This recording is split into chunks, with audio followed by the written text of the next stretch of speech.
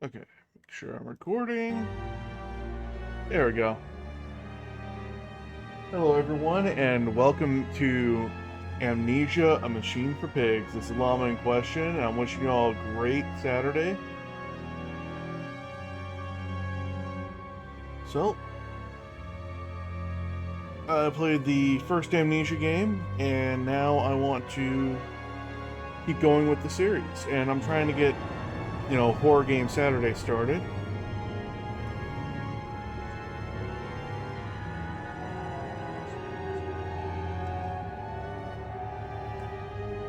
Game is unnecessarily loud.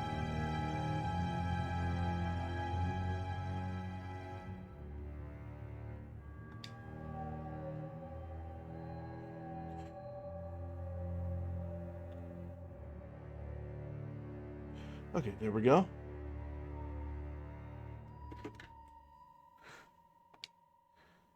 So, this will be my first time playing through.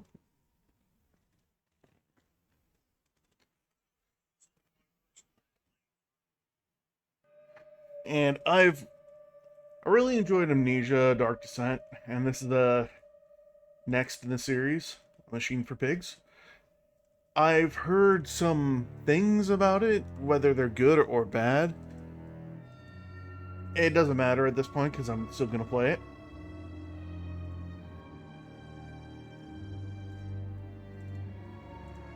Loading.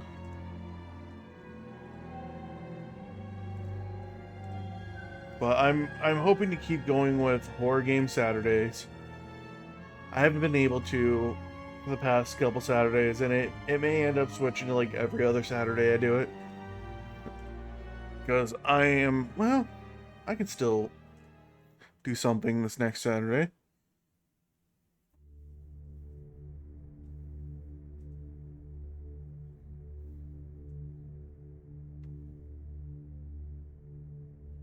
Everybody say hi to Molly. She has come to join us. He who makes a beast of himself removes himself from the pain of being human. Excuse me. Daddy, Daddy, please don't kill me.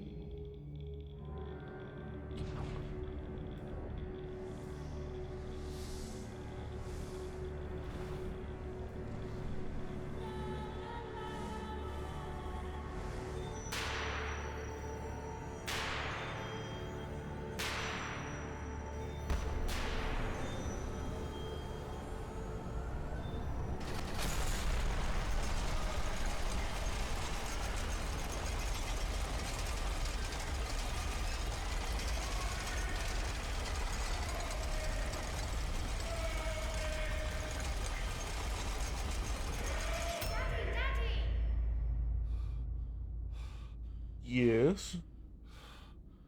What is it?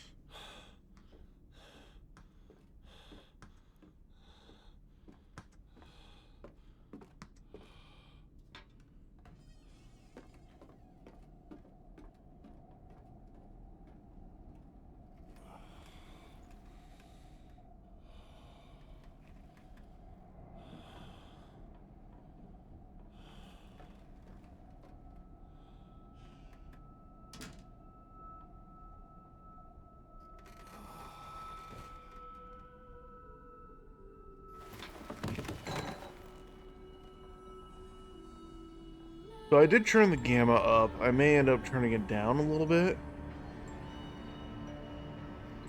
But I want you all to be able to see. So this is my first playthrough of A Machine for Pigs.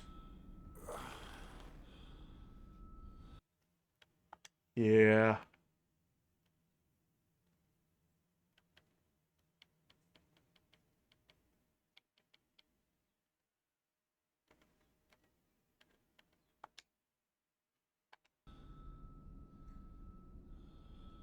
That works. Much better.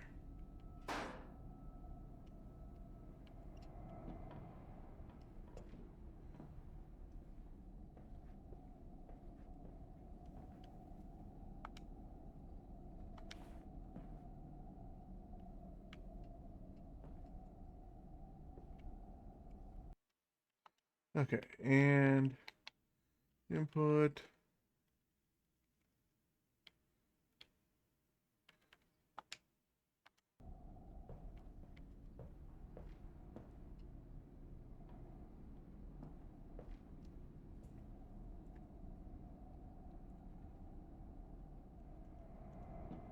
Now let's.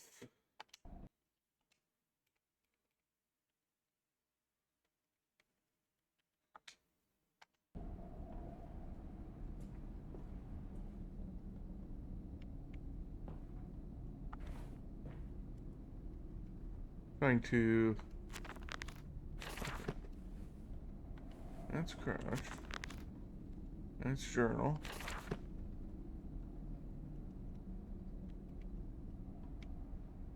Aha. When holding an object. Aha.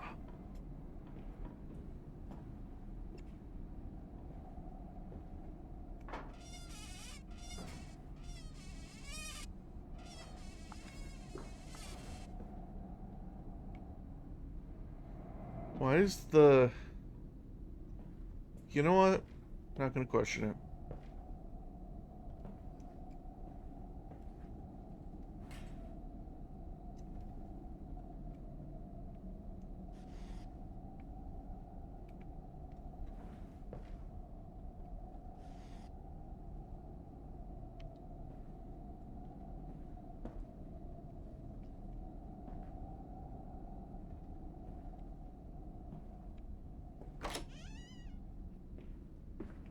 Daddy, Daddy, find us! Yeah.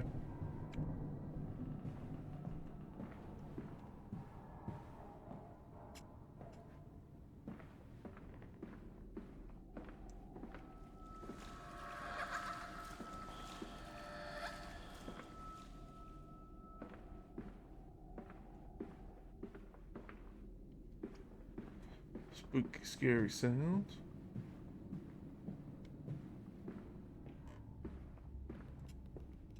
Papa, Papa, this way!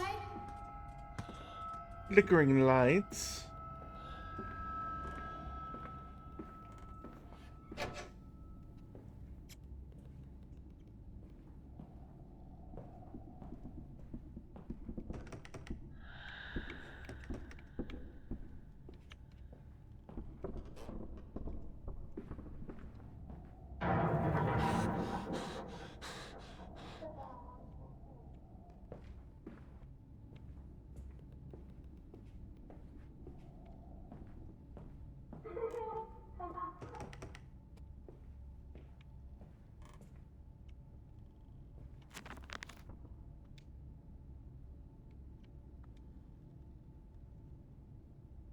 Awake alone to a house in silence. That missing sound of children playing is like a dark, infested sepulchre, beckoning me to begin a descent the loam where surely only bodies may be found.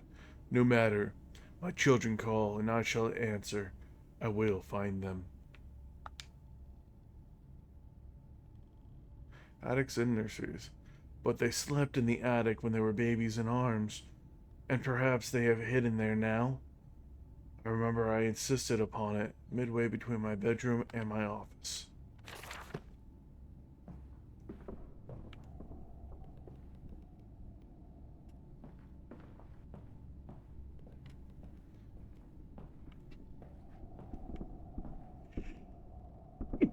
Excuse me.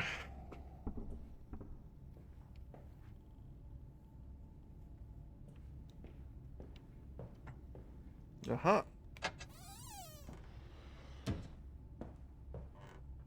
There's a bad man coming.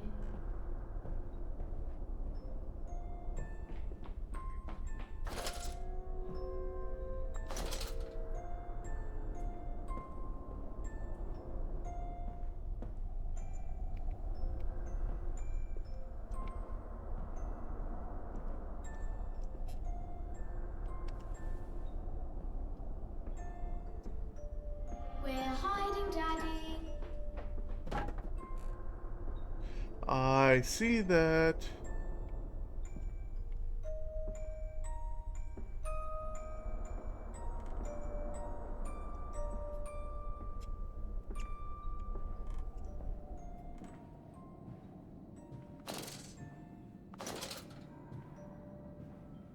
Is there...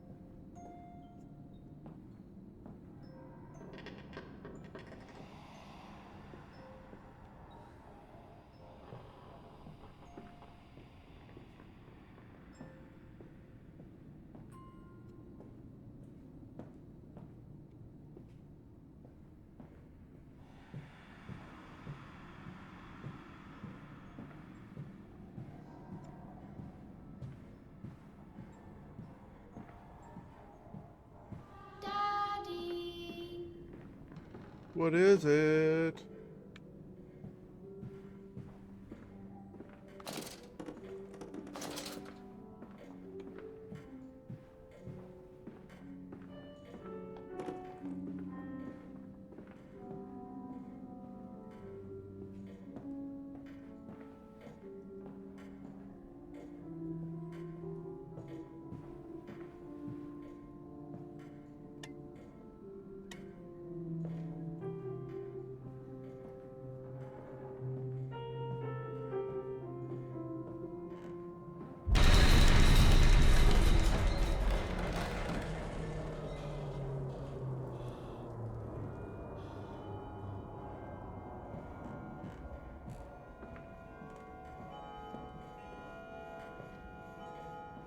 Okay. Because I was going for the shotgun. They know I was going for the shotgun.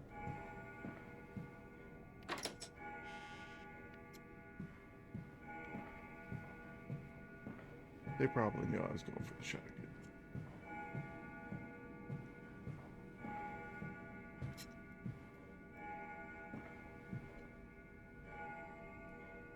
Wait, hold up.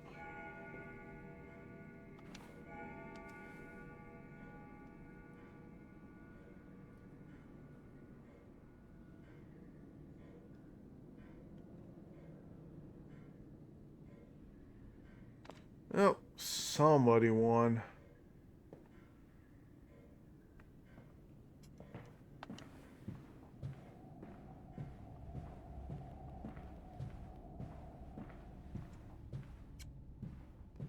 Okay, everyone won.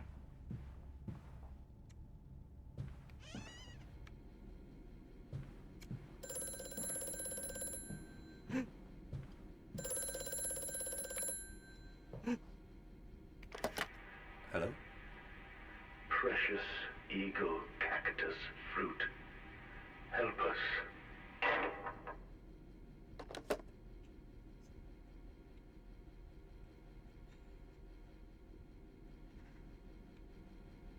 Okay.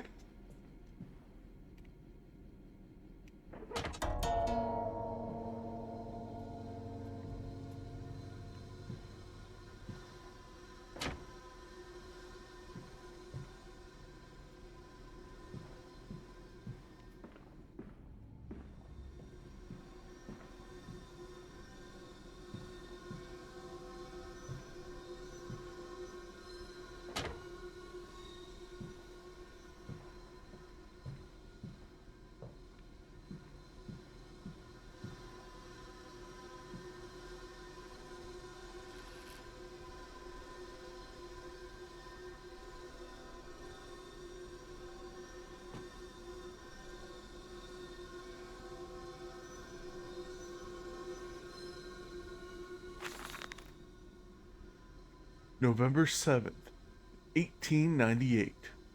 The bank is refusing credit. The ignorant swine. I sit alone at night and weep, once the children and servants are safely asleep, when they cannot hear me. My darling, how I need you now. They say I have squandered my fortune, that my investment in these latest machines has ruined the family name. What? That I was to remain a local butcher? What are these two arms compared to the multitude that can be applied without pay, without tire, by adapting the mechanisms we find in the looms and the mills? But if the bank has its way, it will all come to nothing. They come for the house. I swear I will kill them. I will kill them all. I will take my rifle. My rifle.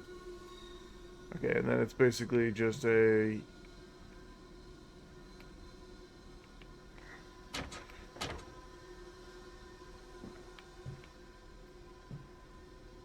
Oh!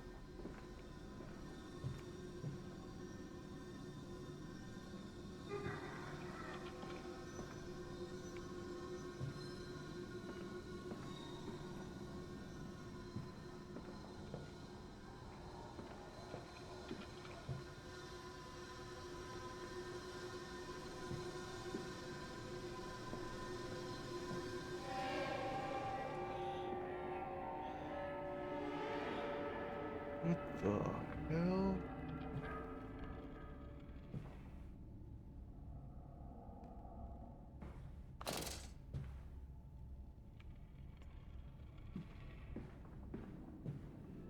This dawning epoch, this age of reason, an empire grown fat, ripe for the bleeding.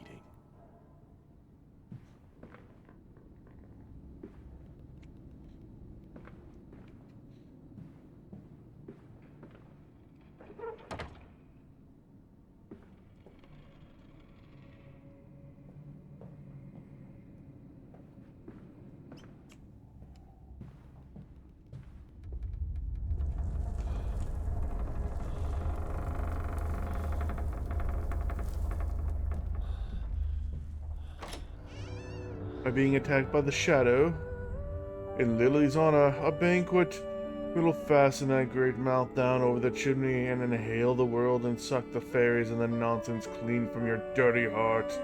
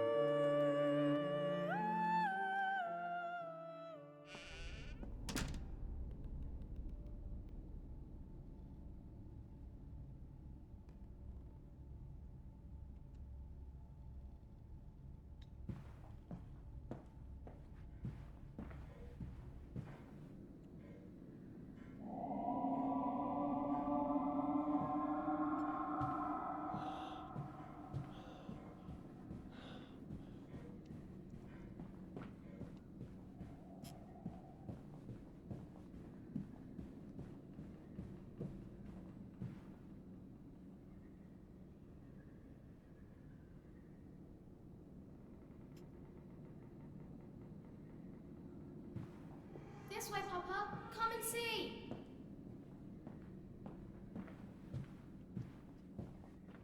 What about up here? Oh, never mind.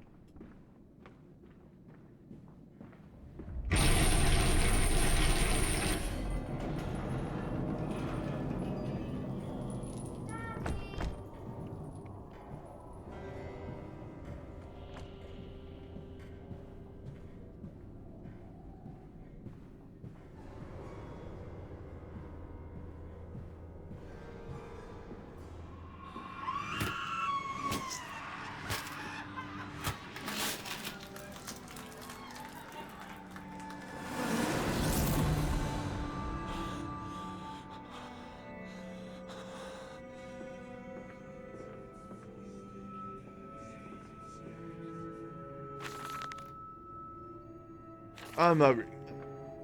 Because I'll just butcher it.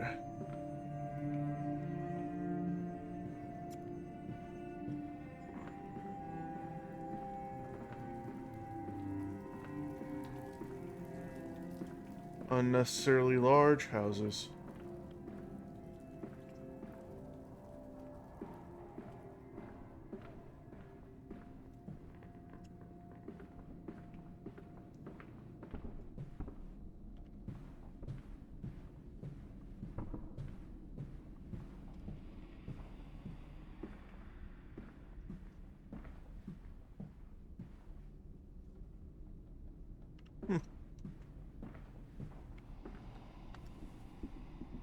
Giant anteater.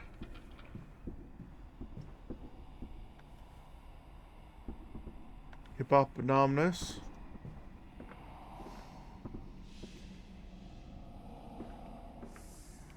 Oh.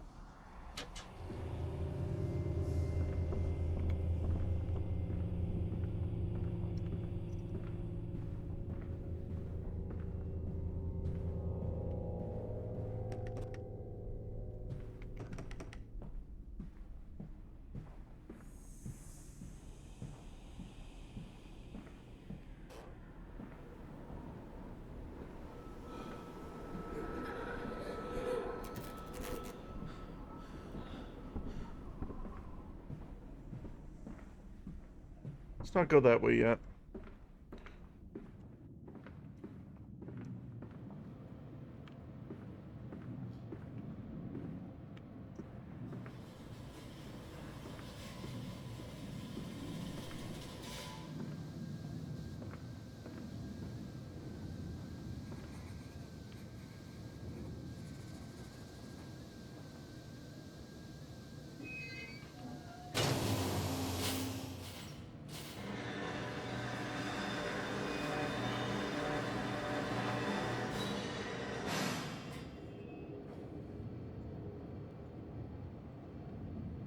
I don't know what I'm doing.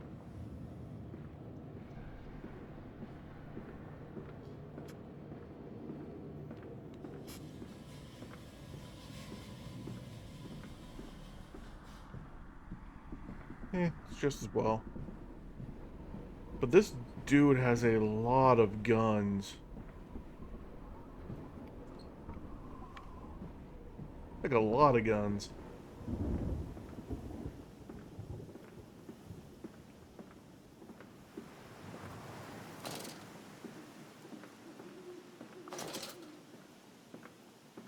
I will say that... Wait, can I... Oh.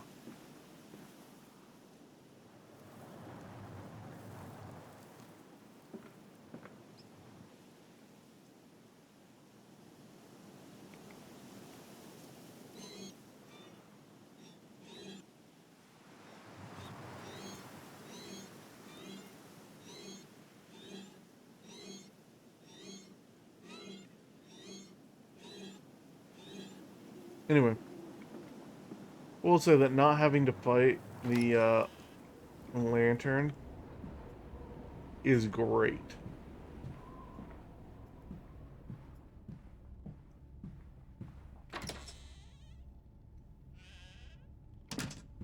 Not do that yet.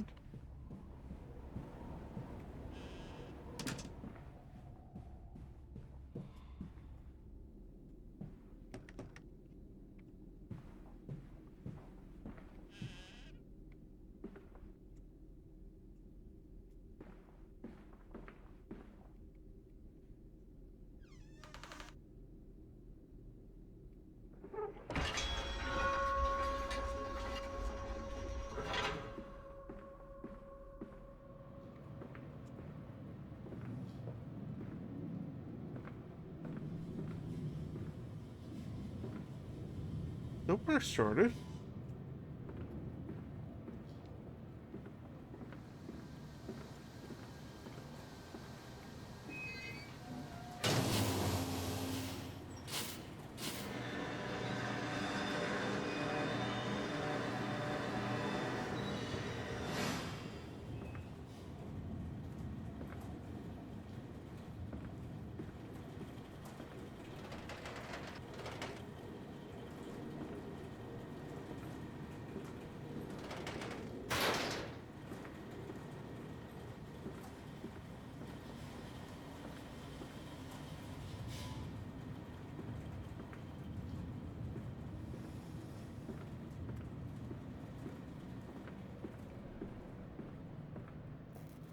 This guy just really liked his gadgets. Oh.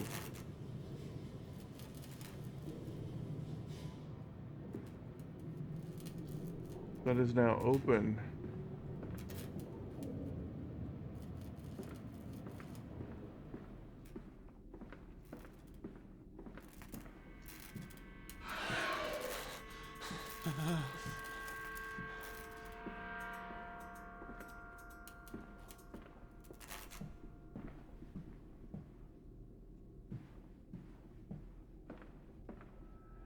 Hands are bleeding, raw. I scrub and scrub, but the smell will not lift. How can I hold my children with these hands now? How can I kiss them goodnight with lips that have issued such instruction?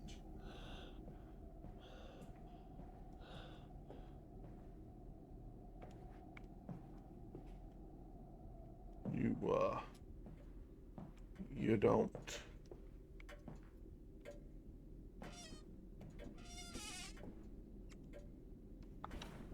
Is there any reason to open this?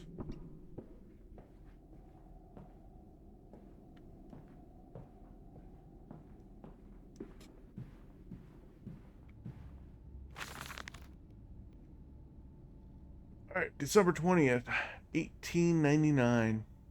I'm to have a visitor, the distinguished Professor A. He has come to ascertain my mental well-being after my prolonged absence from the club. But I am not stupid. He's here to spy for them.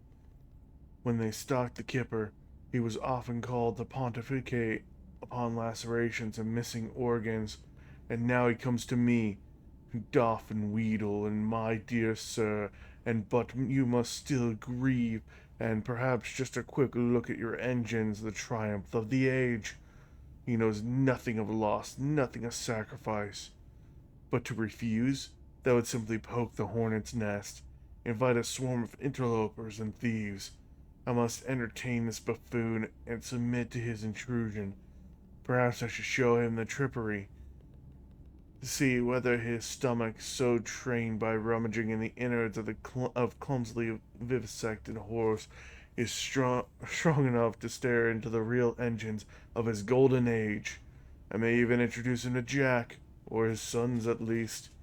We have stronger locks on the windows now, and we bring their toys to them.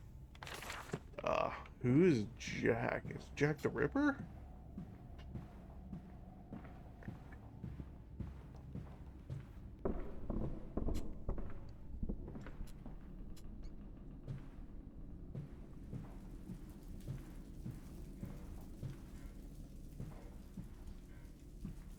What'll it be, bub?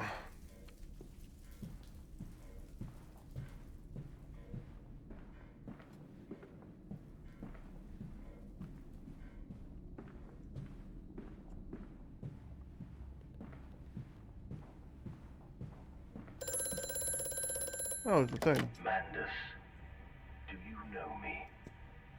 Who are you? Where are my children? Trapped, Mandus. Far below us. The machine is fouled. It is breached. It is flooded. The bulkheads are down. The children are engaged. If you help me, I can help you release them. Restore the power, Mandus. Drain the flooding and restart the great engines. How? Where should I go? Hello? Hello?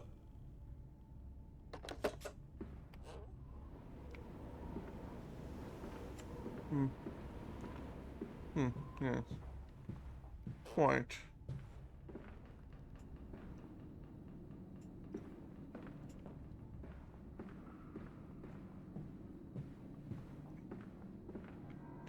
Oh, already there.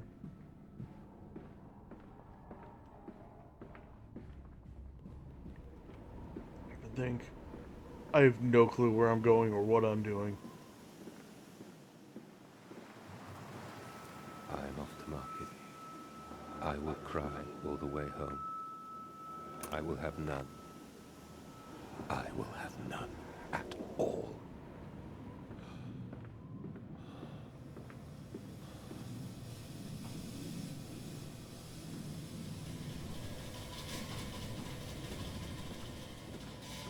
I am now in the machine area.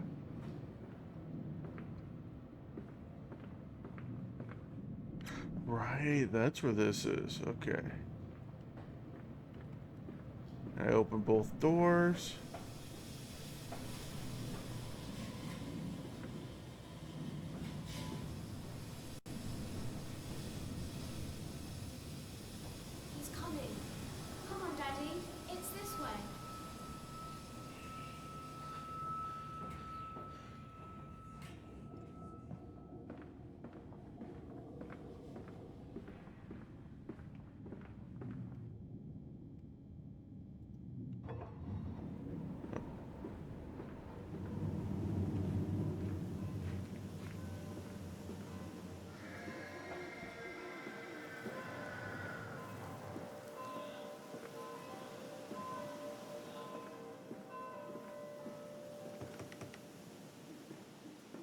Did I just unleash hell?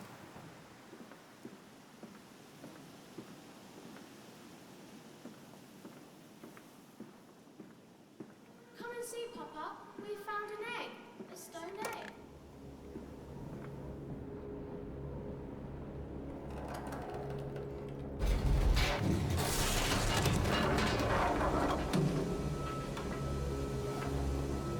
And that's the end of the game. Nah. Against the rising waters, planted the fingernails and flower pots all along the river when it's dark, so the sun could catch them. All the world is an egg, he reasoned. It will grow hands now.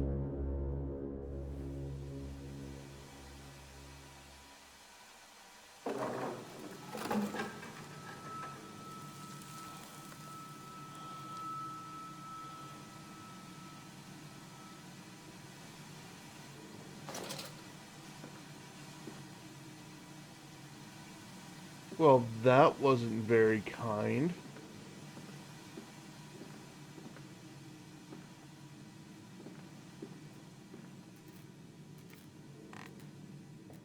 Come on, slow coach. It's this way.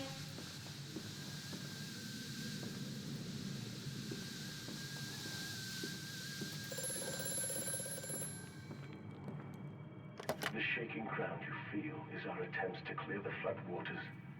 Treachery, Mandus. We were undone. Your children are trapped by this act. You must find them before it is too late. What do you need me to do? How can I find them? Always deeper, Mandus. Through the piston room and into the tunnels. Then find the bilge and flush the rotten water. I will help you where I can. But you must be swift, my little friend.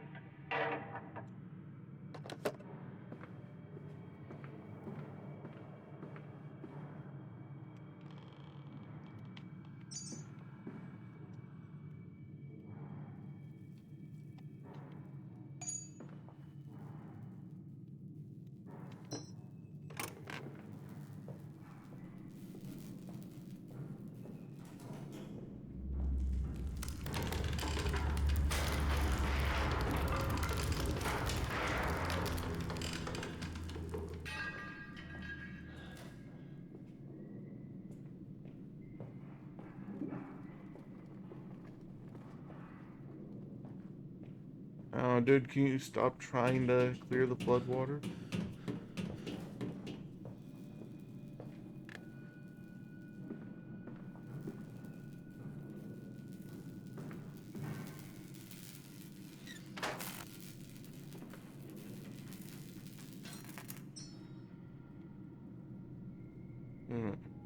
Oh!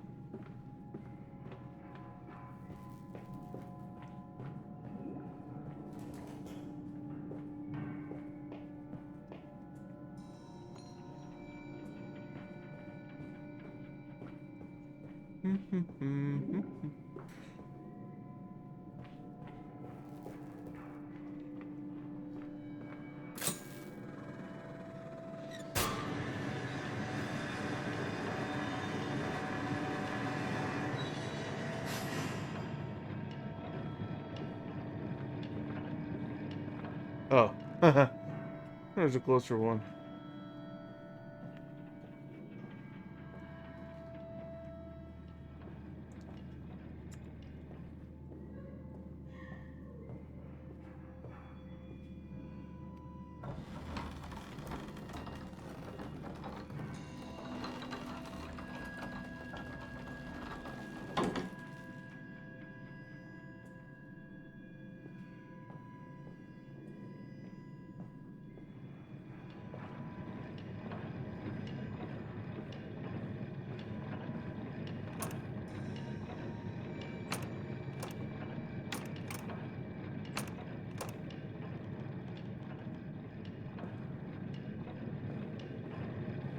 Okay.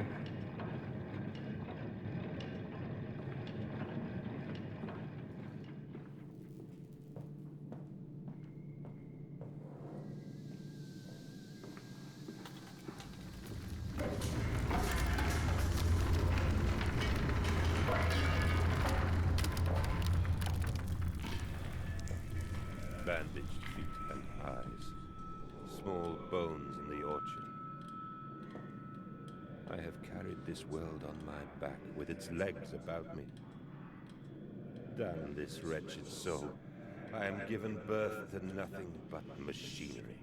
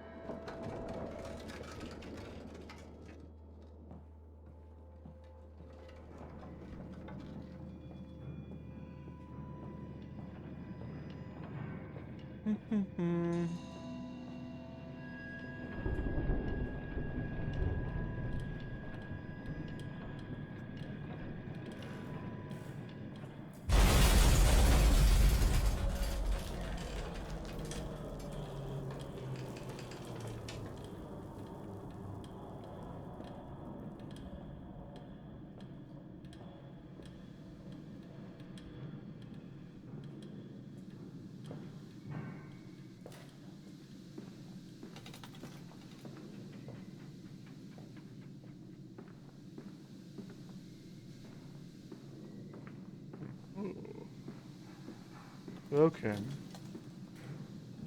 I am missing something.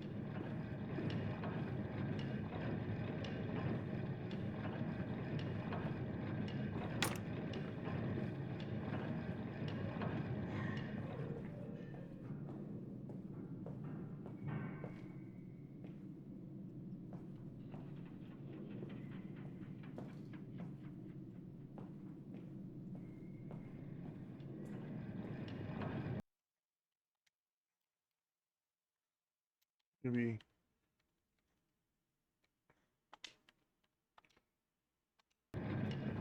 There you go. Andrew doesn't really help all that much.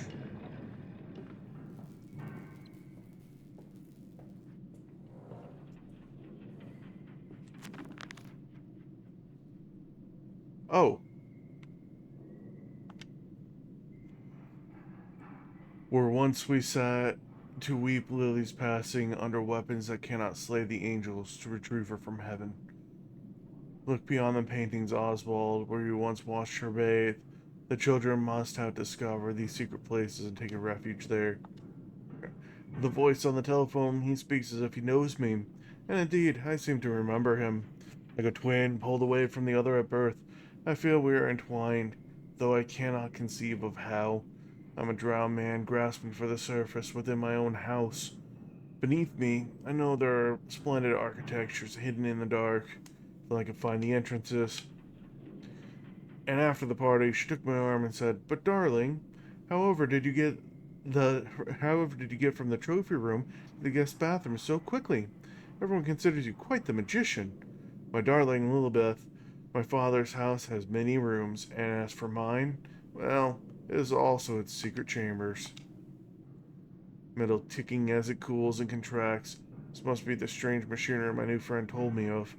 If my children discovered this place, it is entirely conceivable they strayed downwards, delighted in their discovery. Very well. Seems my route is predestined. The descent begins! Was it a trick?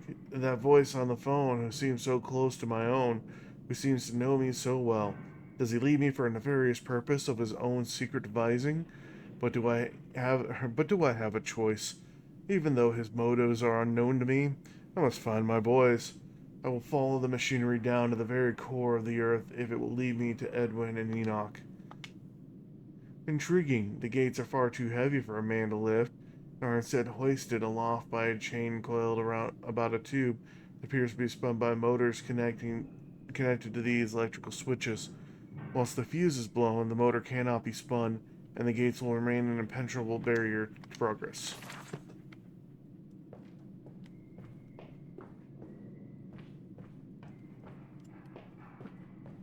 So I went this way. I need to go down here.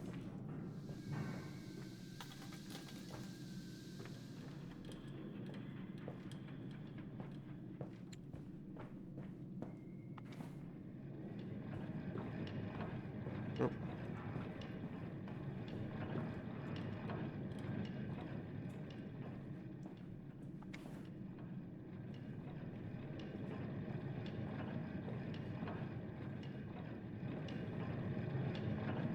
Okay, so that's green.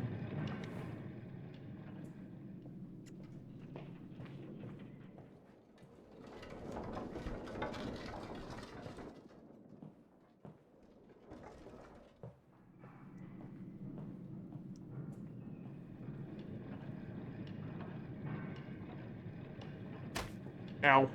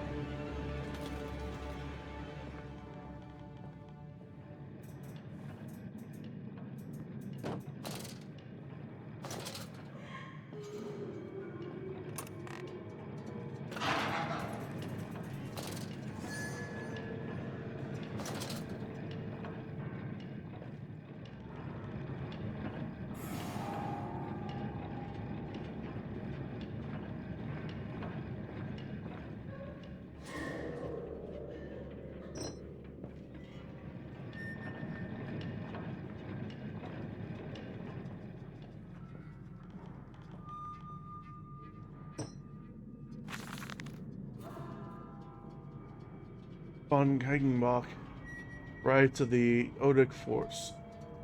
Whilst that ignorant charlatan Blavatsky pontificated upon the soul, they are both cretins. To think one could strive for such great heights without wading first through the puke and innard, without standing upon an architecture of bones. Montezuma was the wiser, but here, in our temples of steel, I have witnessed the severed head of a man recently trampled to death by a runaway carriage. Immensely immersed in a solitude or solution of the Brandenburg compound, opened his eyes and cried, "Oh, where are my legs, sir? Where's my body? We are breaking through barriers of death itself." Oh, my darling Lily, it is too late for you, but I promise you this, I will save our children from death, and if need be, I will wrench them back from the blackness of this with this wonderful concoction. Oh, no, no, no.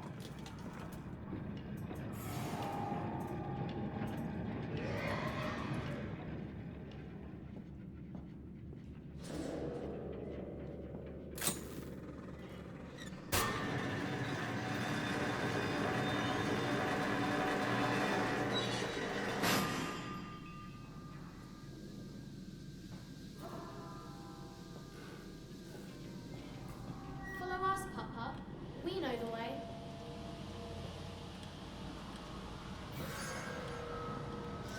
Do you know the way, ghost children?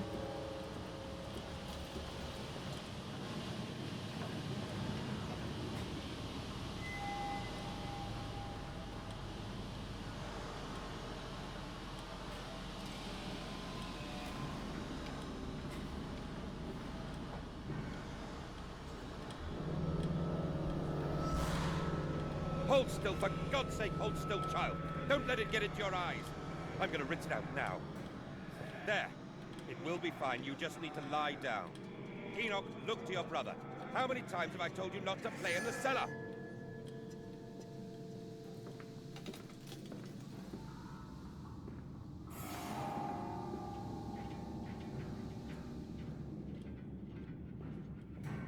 I told you he'd come.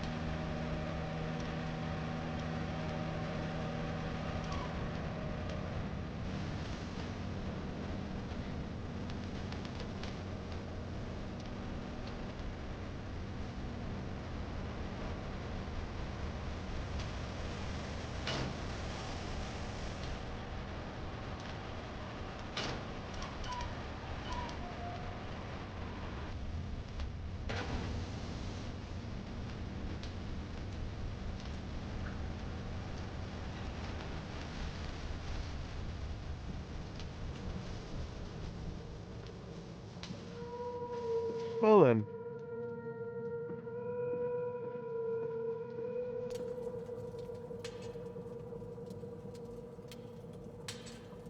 Okay.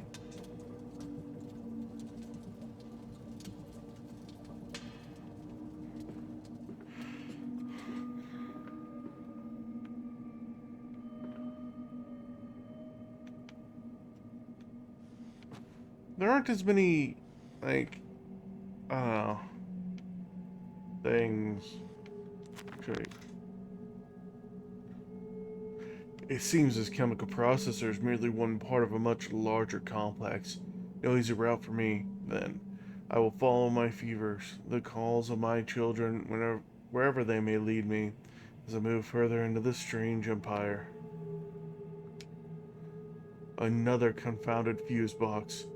Fellow is thorough in his sabotage, is somewhat repetitive. Stench from these barrels is quite discomforting. I would certainly hope that whatever chemistry this room is designed to store is not a defining feature of the flood that threatens my children. Ooh, yeah, that'd be gross.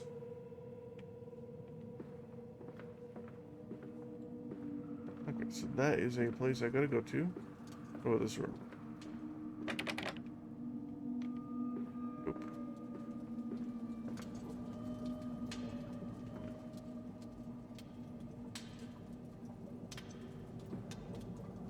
Blood breach, emergency shutdown in place.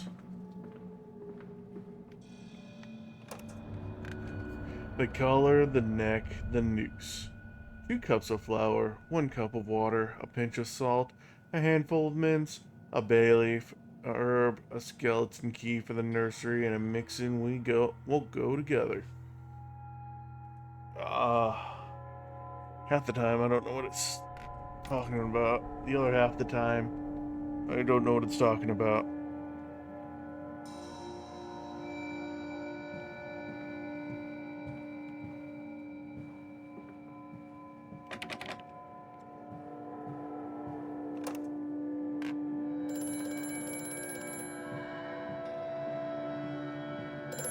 I have such visions to share with thee. If my jaw be unshackled, and you harvest the crust from my eyes, make me clean, Landis, that my thoughts and words can unfouled be.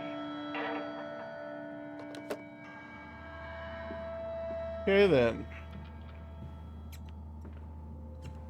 So that I have amnesia, of course. And that person is me. A different me.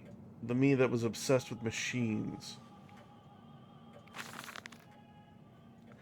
May 1st, 1899. But then, what if they could stand upright and walk as men? What if the brute were harnessed thus? Would they sing? Would they find their own god? I have seen these things, and I will tell you now, no, they will not. But they will happily accept fealty to a god thrust upon them, and worship it thus given. In this I realize they are no different to the masses. They are much the same as us. Once this irrevocable threshold is passed, I understand that we too are shackled and must be set free. To free the man, we cut the man. In order to cross that great evolutionary line, it must first be painted upon the ground.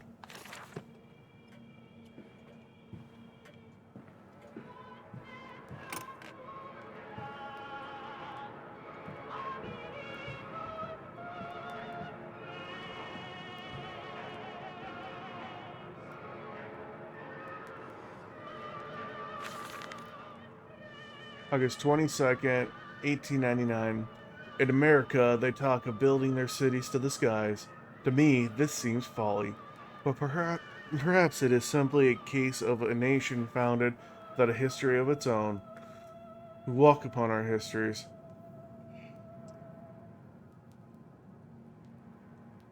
They are compacted in the very loam beneath our feet.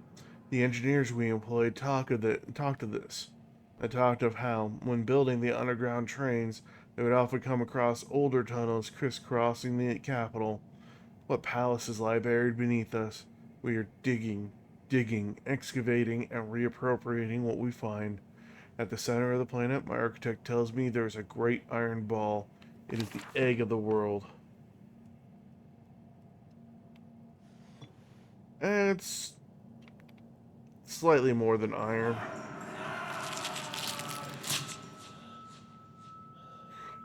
Wow.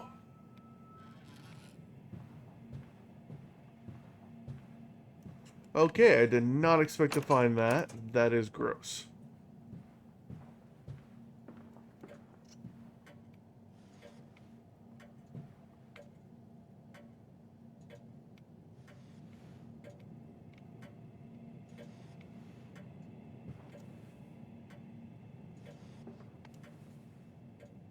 Huh.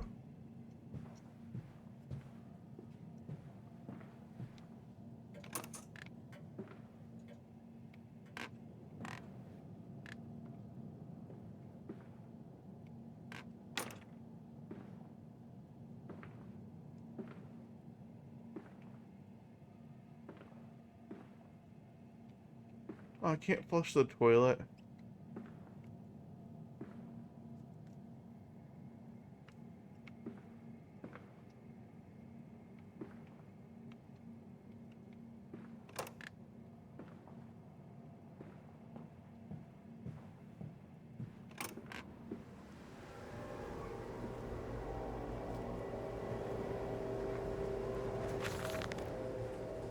October 11th, 1899. We integrate the very latest knowledge of chemistry. using low levels of laudanum derivative and feed to subdue the product even before the initiation of the process. This means that when we drag them from the holding pens into the line or on the line, they are less likely to panic and damage machine components, other products, or themselves. This section of the belt is sheathed in rubber and kept well lit to maintain good spirits. We have actually found that the intelligent placement of gramophones and simple acoustic amplification tubes around the line means we can use music to further soothe the product. We find the bossy particularly effective in this regard. They're talking about pigs, right? I mean, that's the game. So what, the dude's just creating a machine to make pigs into people? Warning, fueling pumps. Volatile chemicals are in use. These materials are highly corrosive. Wear protection.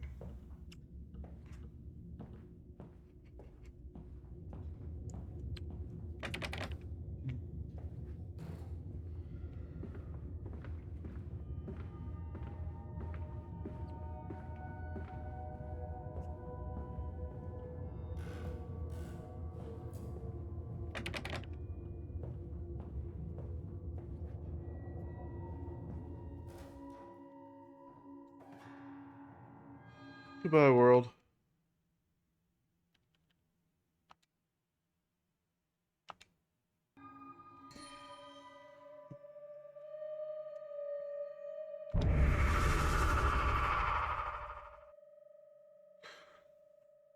Bug count 1.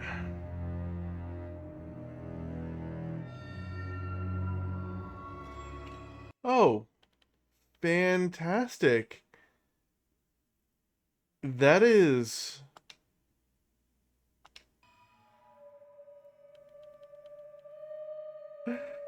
Oh.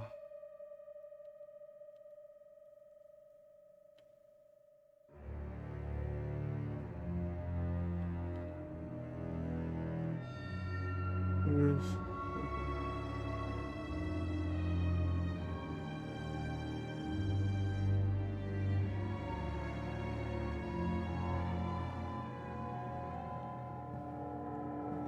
Alright.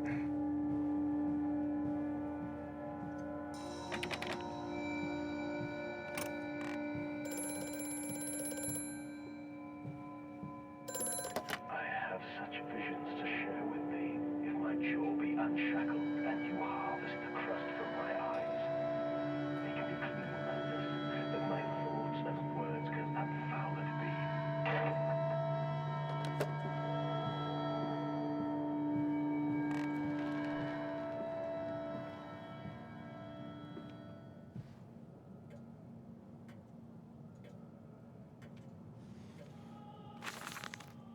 Okay.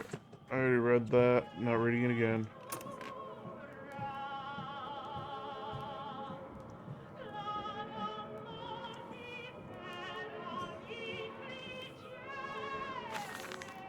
I already read that. Not reading it again.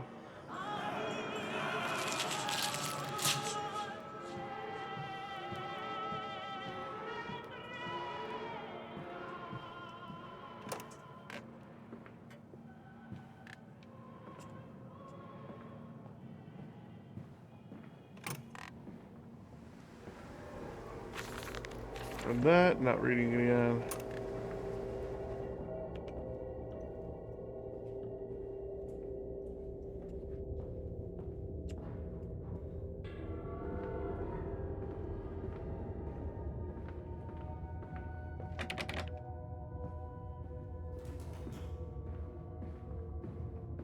I want to check what was down here, if anything.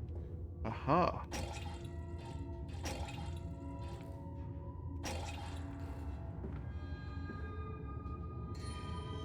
Oh. Truck fueling station.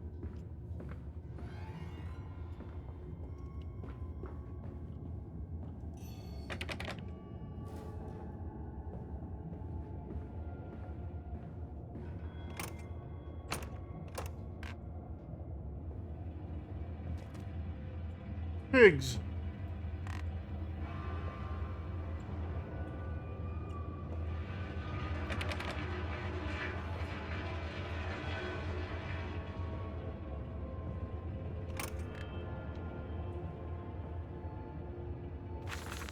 Okay. Imagine, they say, a machine one day that might think like a man. As if this is to be desired, one might almost boast of creating a man who breathes like a pig. Men and women upon all fours, running carelessly, ejaculating. Wow! Alleys and gutters running freely with the careless. The air is thick with the whimperings. What the hell? This is September 28th, 1899. This dude had some weird fetish. We have created a world where man is so utterly debased he will. And yet, this is the condition Babbage aspired to. No, this is not the machine we seek. Such an entity should be nothing less than a deity, and we would fall upon our knees and worship it. We shall not carve gods to bicker and fornicate. They will exist to clean the world and set us free. I reject Babbage as I reject these men of government. Let the pigs copulate in the gutters whilst they can. We shall scoop them up and ease their ascension soon enough. Dear Lord!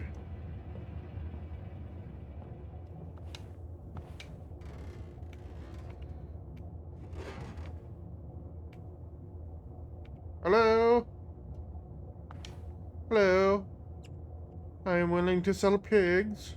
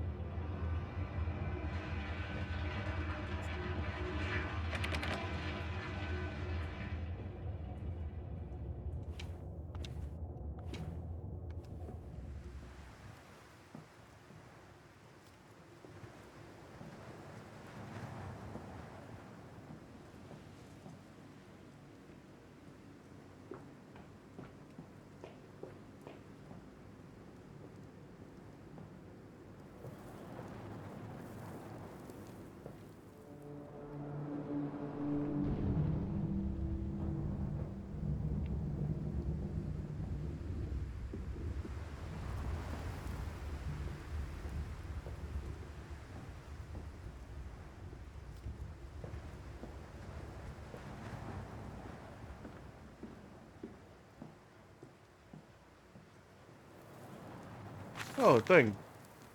Delivery schedule. How in blazes are we supposed to meet these damn schedules if even the basic equipment we are provided with simply will not perform its designated function? These cursed newfangled trucks will only run a fraction of the distance my old nag managed before running out of stinking gasoline. Gaffer says it's fine and there's plenty of pumps to refill them outside the factory walls, but you end up dragging a blessed tank from the truck to the nearest one to refill it, and the one in the storeroom is empty again. I can't be turning that crank handle all day only to find the tank is empty. Well, sod it, says I. Enough for a night, and to my bed I go. It's not like anyone needs access to the bleeding graveyard anyway. Harry, if you get this, I'll meet you in the damn Sin Templar for a jar.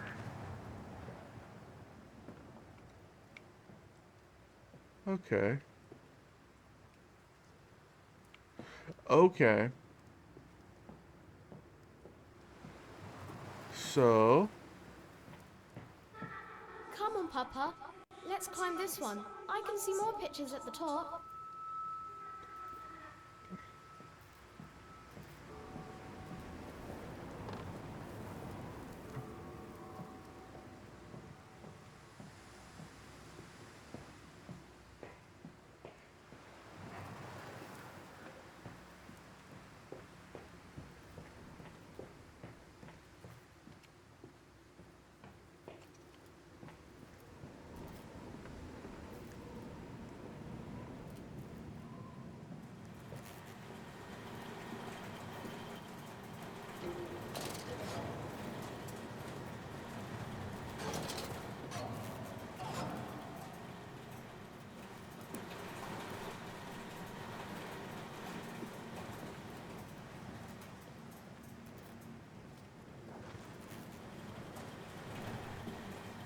I was there and now I'm there.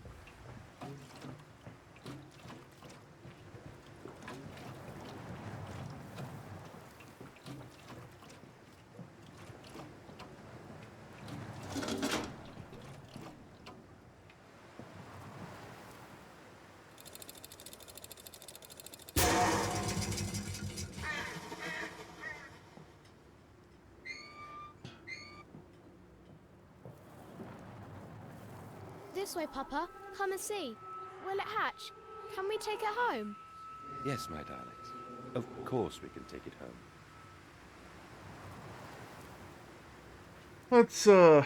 Let's not and say we never did.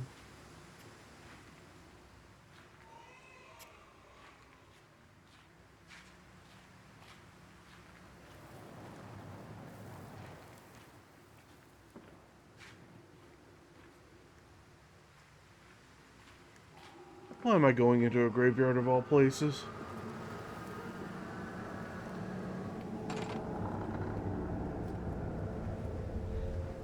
Livestock and Bibles. Lily dancing on the table, her eyes aflame.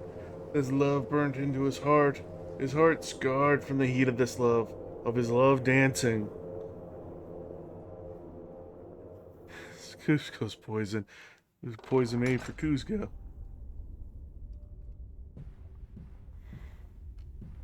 Poison specifically created for Cusco. Cusco's poison.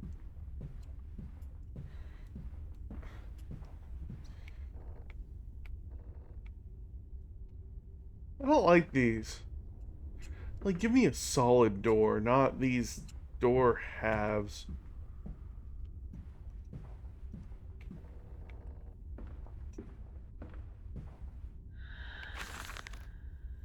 November 23rd, 1899. Twin candles bent to the will of the central saint, casting their light to the corners of the chapel. Father Jeremiah, I thought, could be trusted with the secret, but he is like all the others. So the old priest is gone to the holding pens with his flock. He says he will enter into our world with them. A shepherd indeed.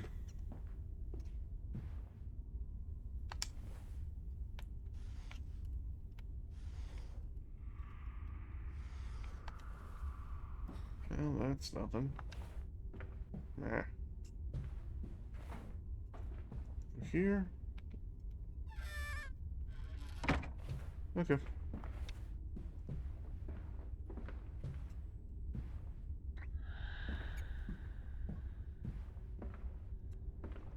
That looks like a way to go.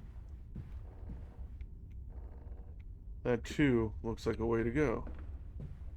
So let's go with the one that was slightly open.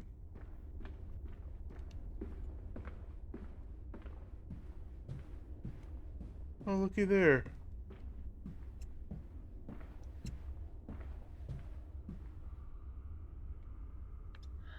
Your faith shackles your vision, Professor.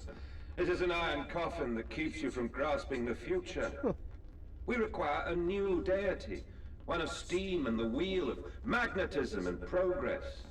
The old god is nothing more than a lame hog, spitting back offal at mankind. Well, your face.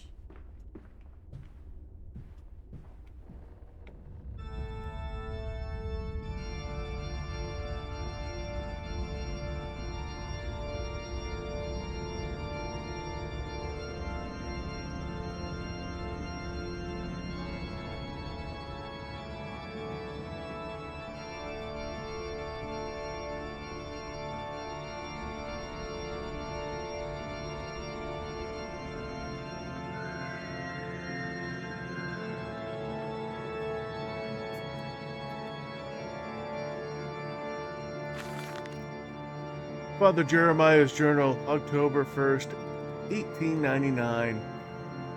They flock to us now, where once I had to walk amongst them to bring salvation in their lives. Now, drawn by warmth in winter, by the food that Mandus distributes, my church is full and my charges are safe. He walks amongst them and they almost worship him. He will not allow them to work in his factories, claiming that his workforce are specially trained for the new machinery he uses, and that it would be irresponsible, nay, unethical to risk such precious lives as he sees here. Changed man since Mexico. It is to be praised that in the face of such appalling tragedy, and from the confines of his sickbed as he is often chained to, he conducts one of the greatest and most benevolent charities in all of London. Not content with the rise to become the dominant produce business in the land, he distributes his goodwill, his fares, to the poor, and they congregate about his kingdom in gratitude.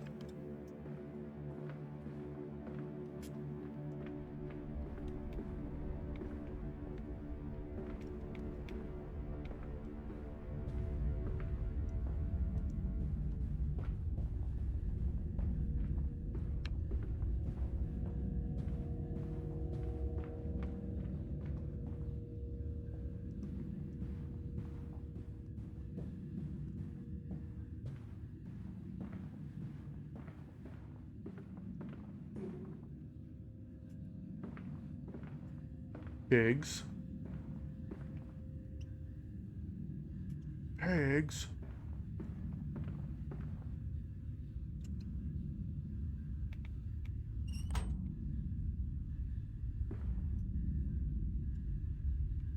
Oh.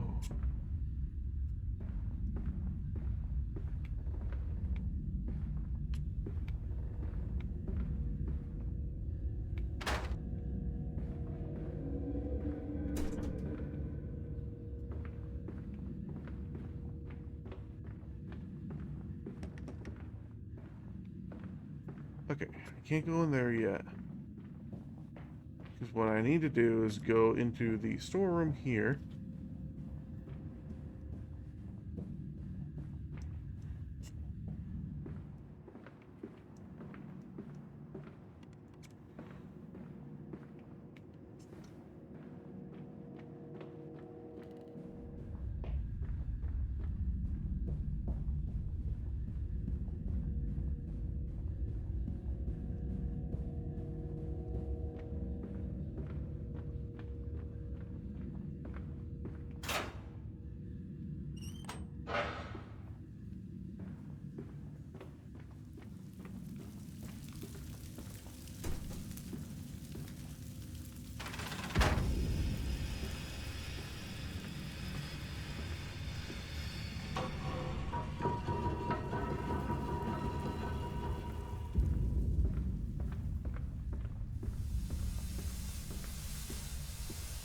How did I set this up?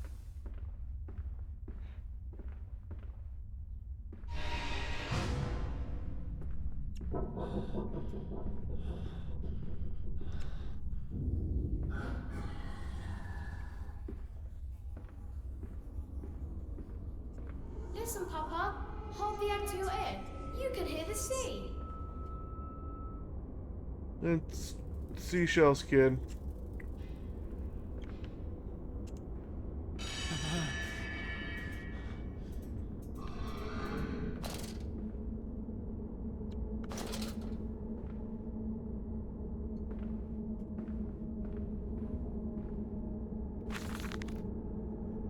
These final thoughts. What exhumation is this? What rotten fruit? What beast stitching of parts? I doubt I will ever be found, yet I leave you this scrawled in the malodorous half-light, whilst my tormentor shuffles below, my fellow prisoners keen and squeal in the gloom, and where I wait for the knocking upon my gates that signifies it is finally my turn to make that dark journey into the interior. Yo, dog. I have a strong feeling that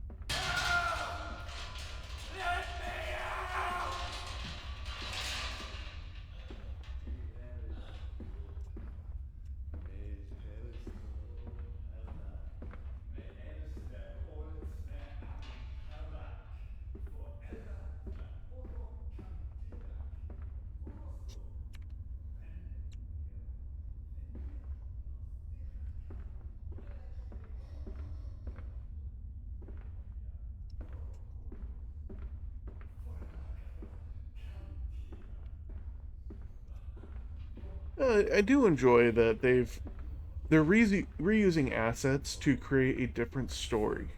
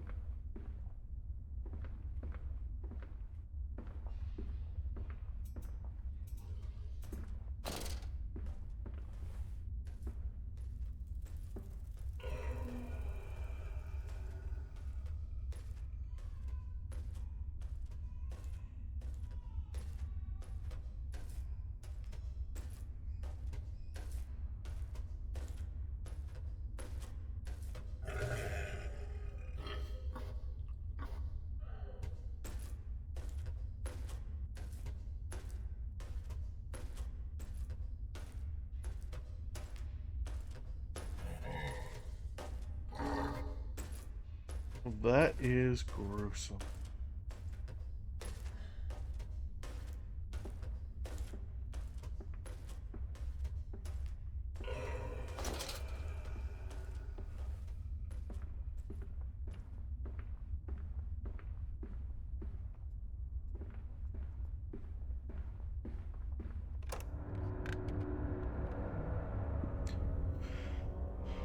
And so to the stoking. The fog will not lift, the ship is becalmed, everyone lies in the half-light, waiting to drown in the dry air. He is the paperweight that ballasts them.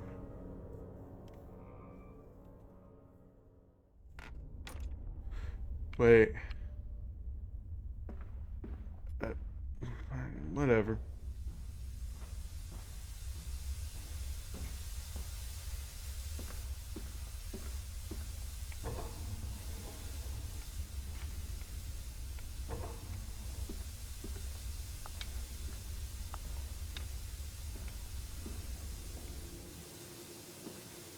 This is...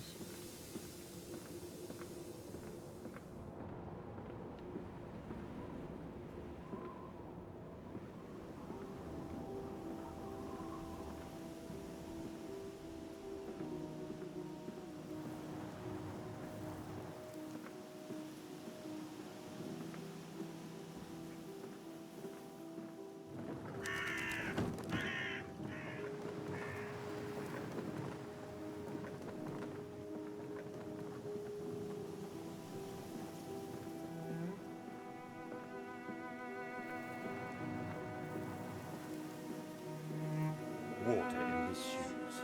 Always the water, and the sparks of the embers of the wheels. It's too bony! It's too damn bony! Yeah, I've been enjoying the game so far, but it's kind of a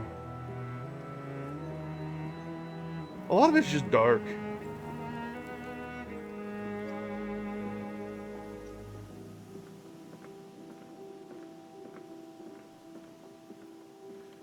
I've just been kind of trying to explore everything I can.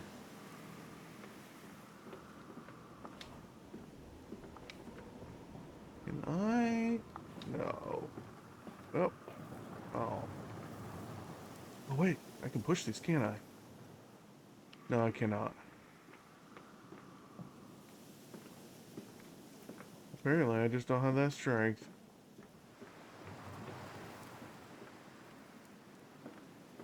Yeah. I picked up a, there was a note earlier I picked up. I didn't want to read half of it because it was talking about,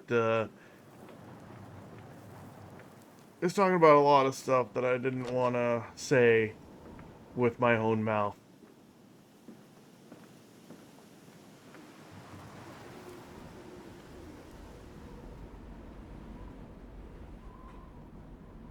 Okay. Oh. The map. Alright, cool. I am here. Probably have to get all the way down there.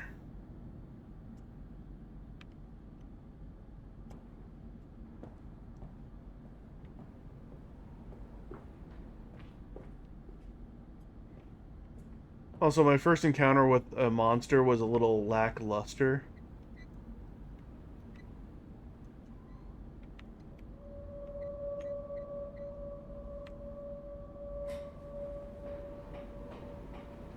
Come on, people. Were you raised in barns?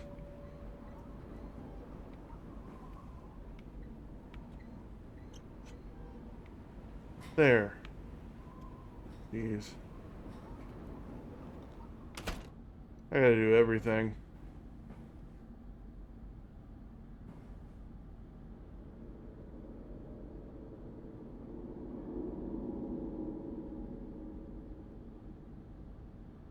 Yeah. I feel that's what it's been so far. It's just a... Ooh, neat. Big old walking sim. But I've been enjoying it. I've also been really enjoying not having to deal with sanity.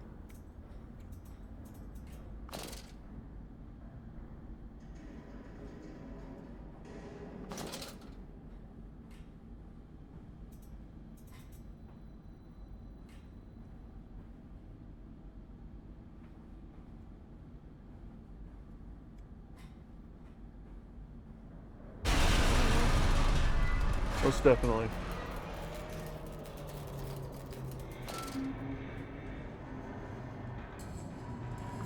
Well, I saw that.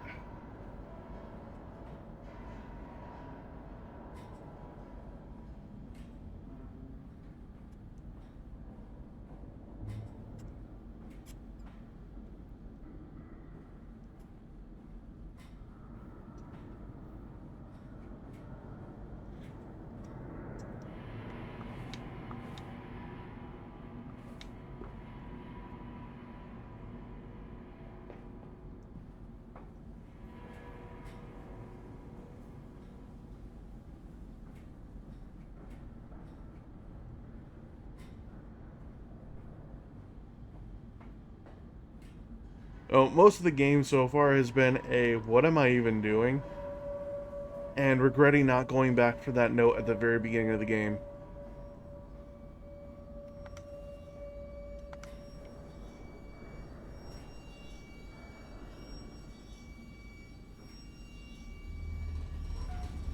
That looks important.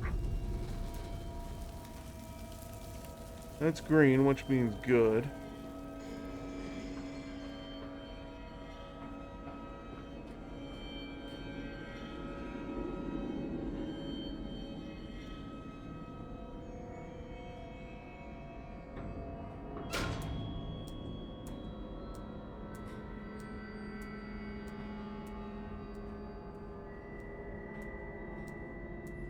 Oh, do I have to put more rocks in?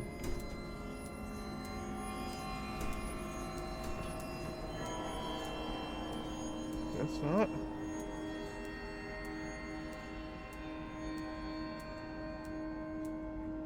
I mean, I'm pretty sure, as the name suggests, this guy is not a good guy at all.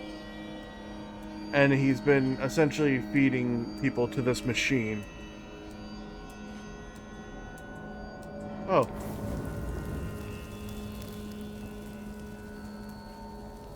Yay.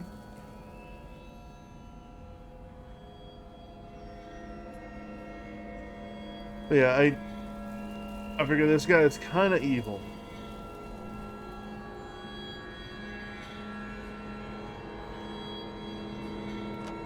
And that his kids ended up in the machine.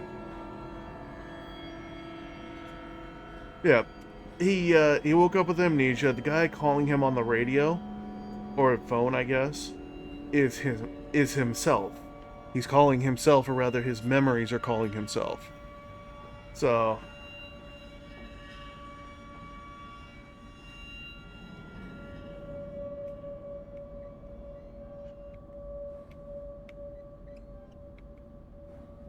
seriously, people, close your windows.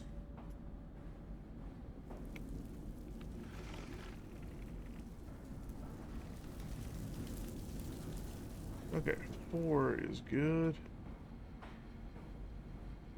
That's 1 and 2. Ah, but 3 needs something.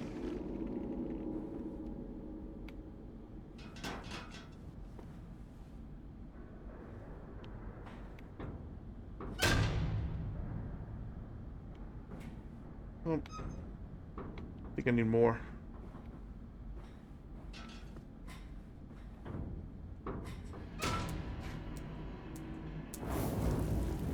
There we go.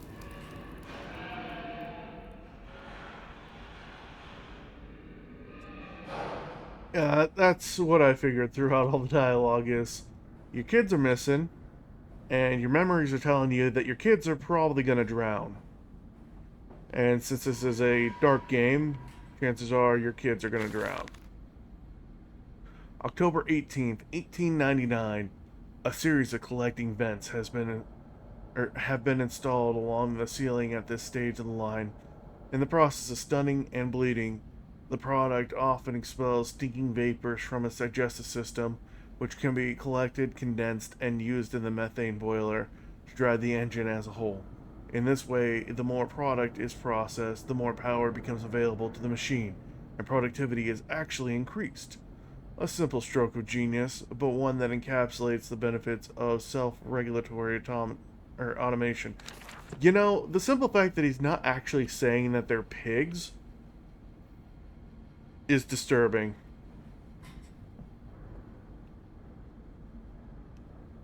Stop all your furnaces fueled. Wait, hold up. Is 5 and 6 done? Or 5 done? 5 and 6.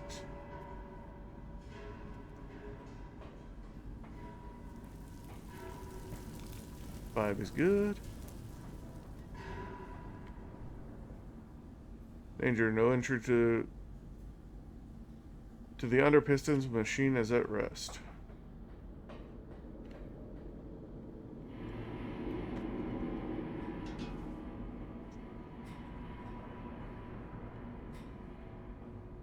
There is another one.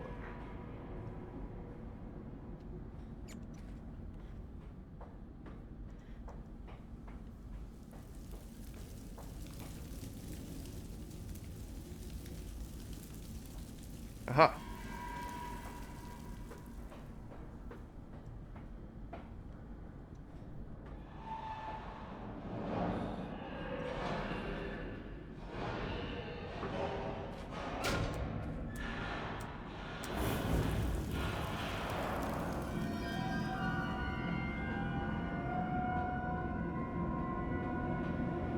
Okay, all the machines are good.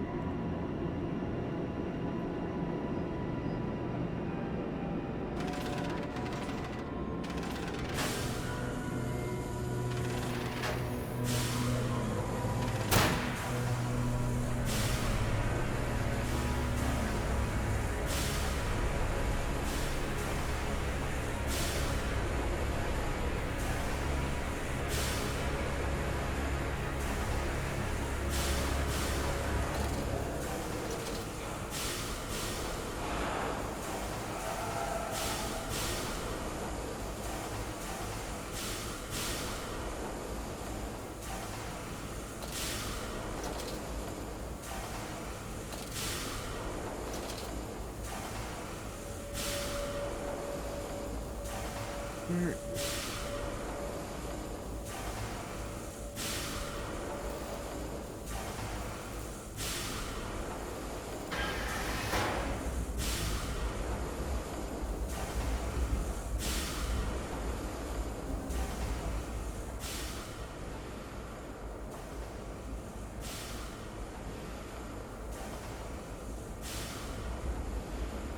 Oh, at least this guy is not as deluded as the guy from the last one. Like, he had no reaction to the fact that he literally butchered people in the most horrific ways possible.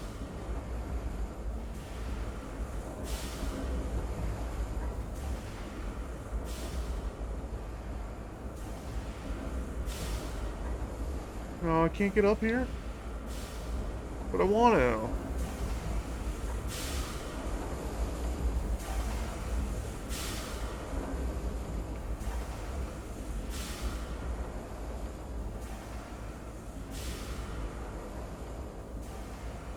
What even is this machine?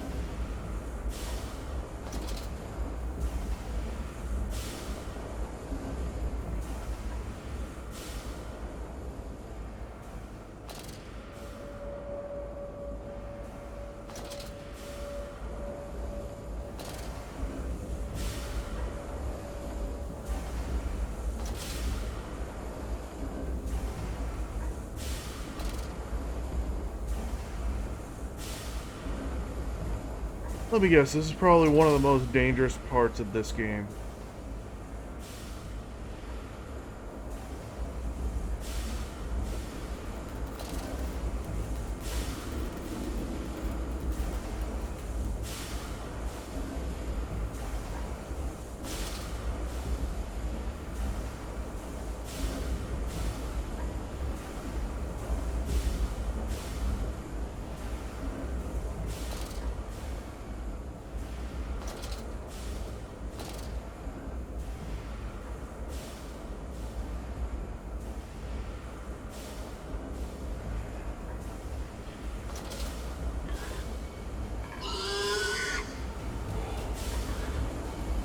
even am I going?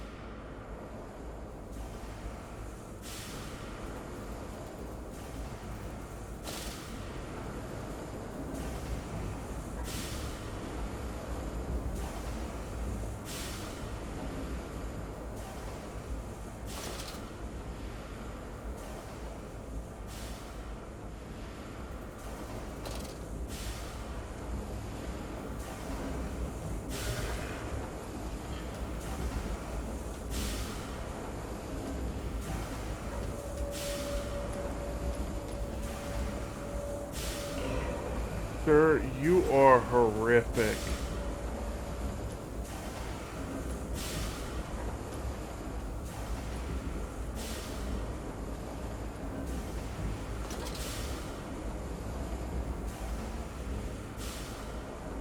Makes sense.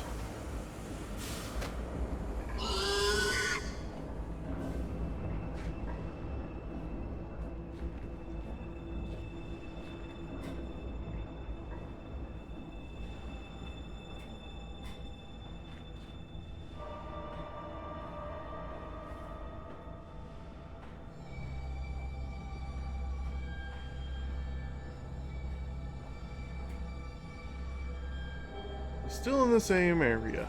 Well, yeah, because I never went through a door. April 30th, 1899. These aren't even going in chronological order. The crate arrived this morning and I had it delivered directly to the workshop. The body is remarkably preserved, although there is a subtle yet nauseating stench of damp and rot. It is humanoid in shape, but has suffered severe skeletal deformity. Remnants of leather straps encase the torso, which is deformed, with the evidence of substantial muscle mass and displacement. It is difficult to ascertain whether this unfortunate is the recipient of some barbarous surgery, or was born deformed and an attempt to force his gnarled body into some semblance of humanity was made. What he is, I cannot tell, but I smell the orb upon him. I suspect my great-uncle's presence in his curious condition. So it can be done. We can reshape the body into a tool, accelerate the processes of Mr. Darwin's evolution. But here, my great-uncle and I part company. He chose men as subjects of his experiments, but men are difficult to control and rotten with sentimentality. No, we require a new creature for our chattels. Loyal, clever, strong, and easily sated. Wait, hold up. Is this, like a tie-in to the first game? Because it sounds like they're talking about the brutes.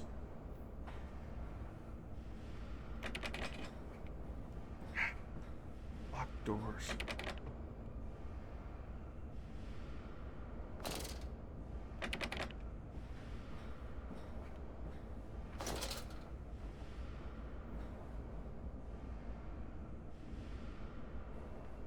Oh, okay.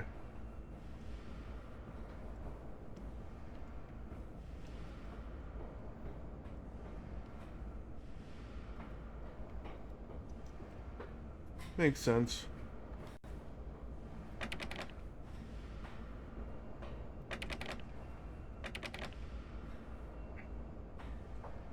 wish I could go through one of those doors.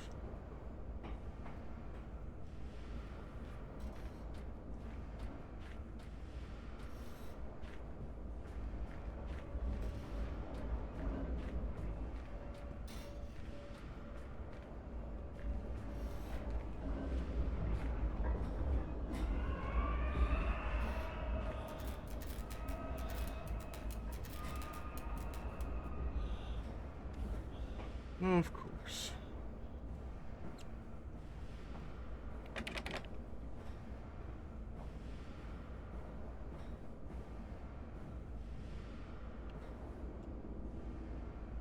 Chemical transportation danger, highly corrosive, highly flammable. Fantastic.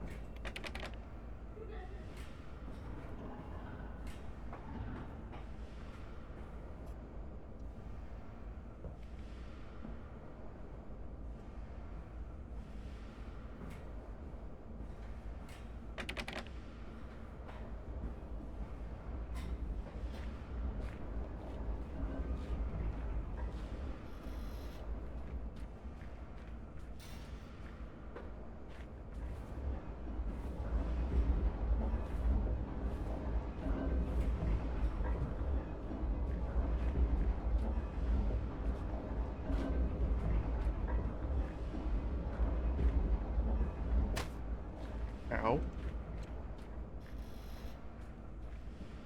Wonder how much damage I take before I die.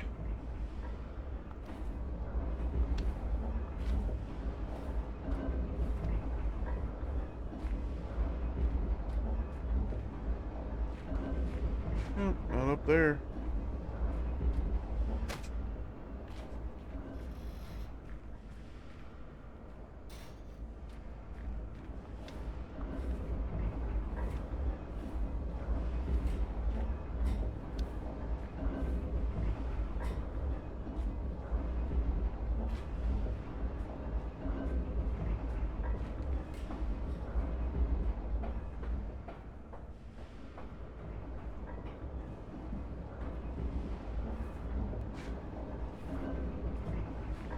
Okay, and that's where it came from.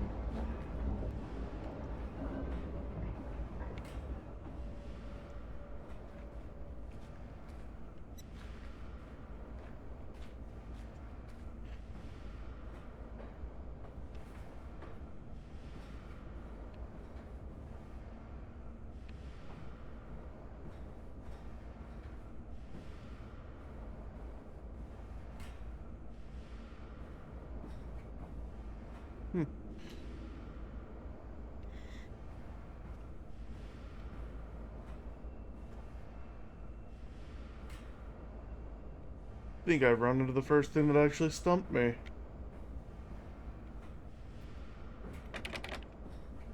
It's like the door's locked. That door is locked.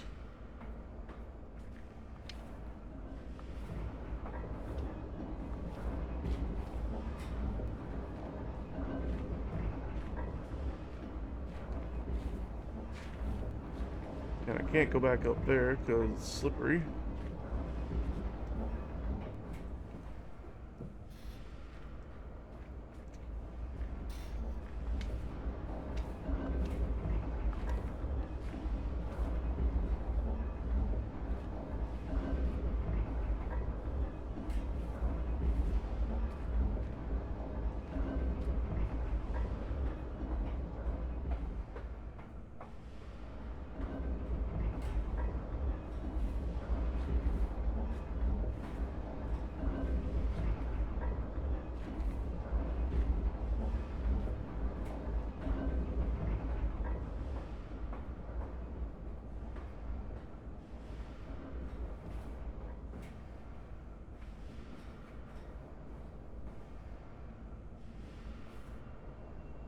Aha!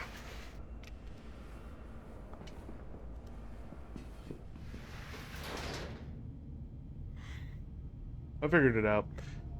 In the nest of eggs, through penny, sixpence, sparrows, and doves, to see all the angels weeping above. There's no more forgiving, there's no more to save. For today, darling, Lily goes into her grave.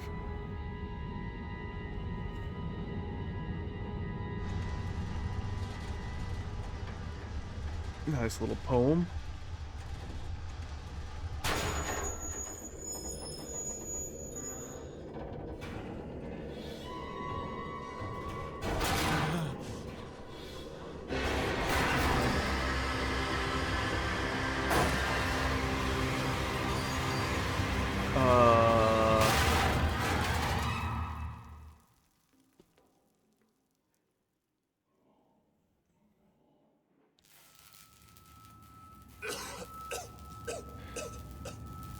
What'd you expect? Things were attracted to noise. Either that or it was old machinery.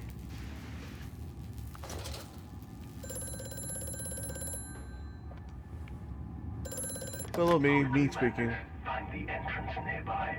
The children weep in the darkness, and the flood waters continue to rise.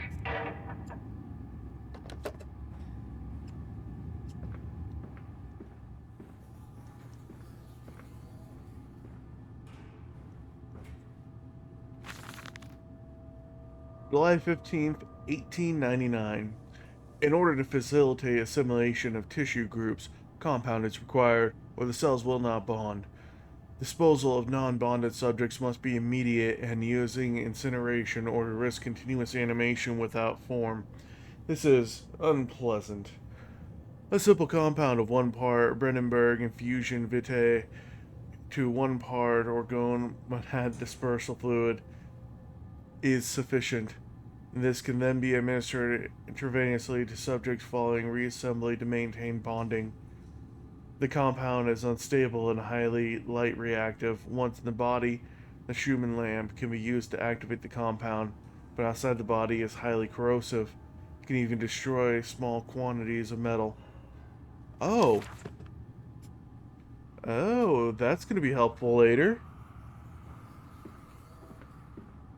Like, for that.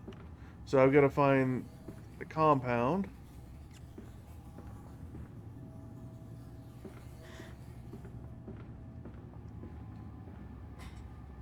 And then destroy the lock.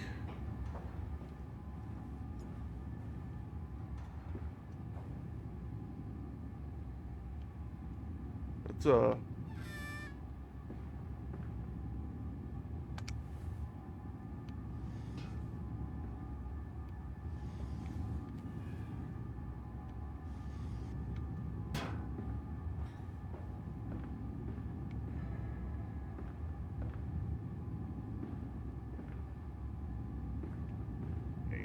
Right.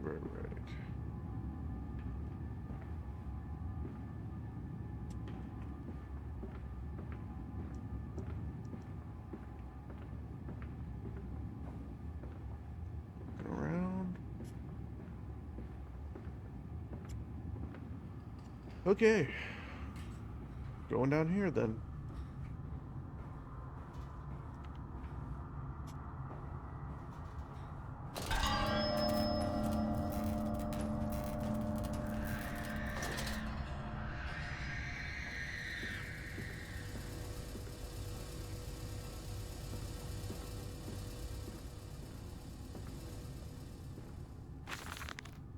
A warning. Inflamed it is, burning it does, bleeding from each hole fore and aft. Yeah, I know, right? Fore and aft, leaking down my legs, blood and excrement, my lungs are in my vomit, I pass clots of my organs now onto the filthy stone. Drink this, he says, and I did drink it, I did do that. But because of the changes they ripple enter me, my teeth sneezed out and scatter like mice in the dark. I cannot find them all, gathered what I can, pushed them back into my gray gums with my fingers, but the nails are all weepy and falling out. Drink it, he says. It'll help the running of the fever, because not us all can take the change. On the other table, a beast under her blanket. I never wanted to see under that, but he drank it too. He passed it under the blanket, and I heard it drink. Dear God Almighty, how can a man shit so much blood and still live? Dear Lord!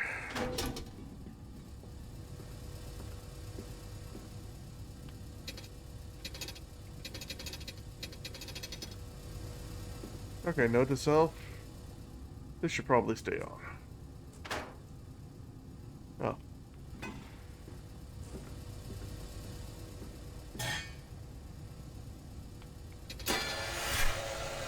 Oh! Pneumotubes.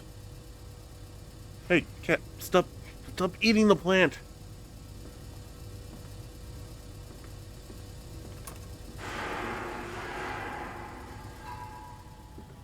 Something tells me.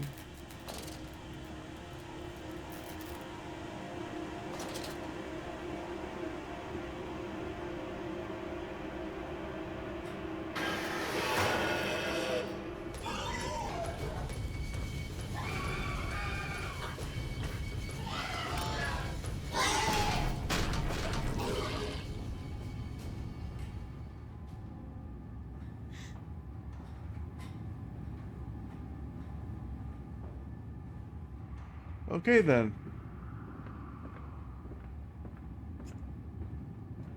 It fell onto his hands and they eroded in front of me. To stumps. To stumps. Next time we will use an equal mix of infusion vitae and orgone disperser. No, no, just take him out. You can dump him in the river for all I care.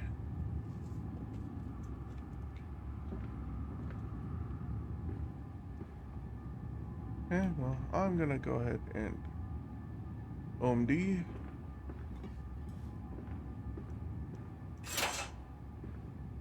There we go.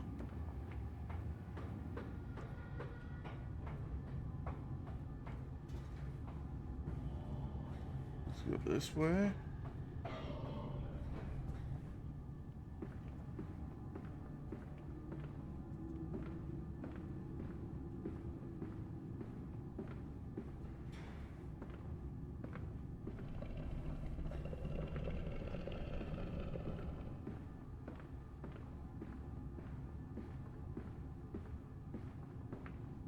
This is nice and cramped. Something tells me I gotta juke something.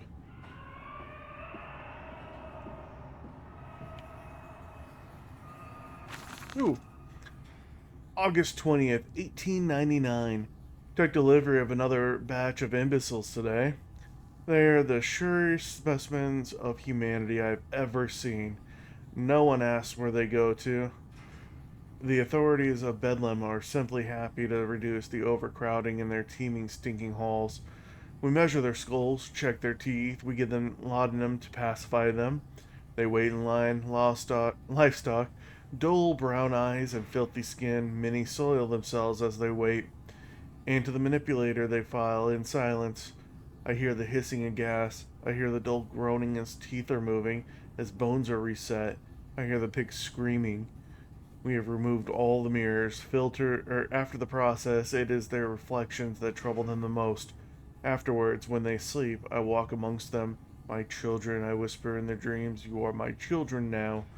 I have children once again, and your forms, imperfect, will be the engines to make my own blood flow again.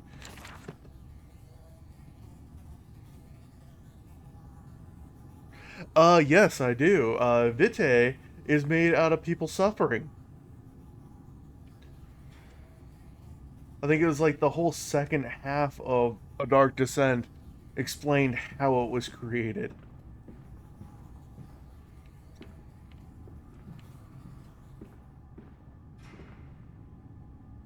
Yeah, no, so my guess is he lost his children a long time ago. Over there, place it in the corner. What? You think I speak Prussian?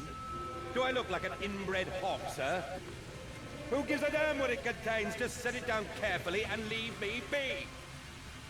Yep, Vitae is usually created through the excessive torture of others.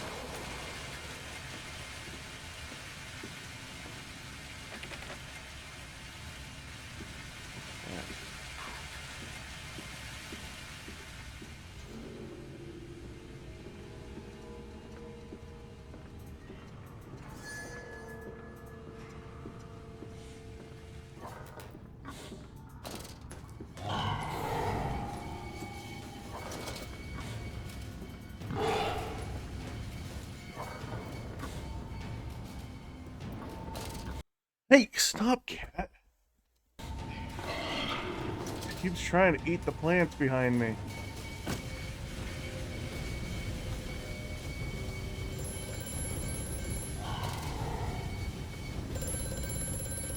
Am I even safe enough for this?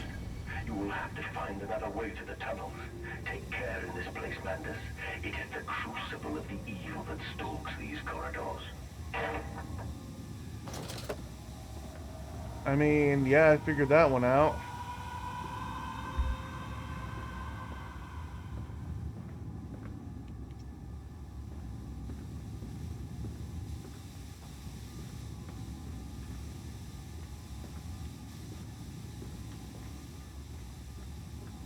Okay.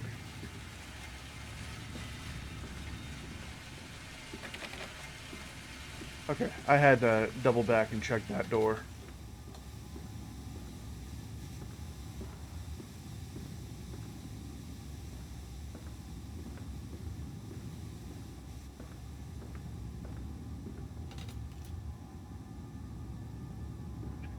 I know, right?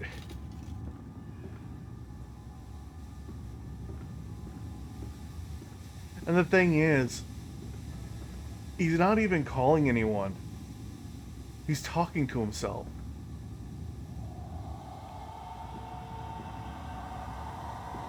Is this what I hope it to be? It's something.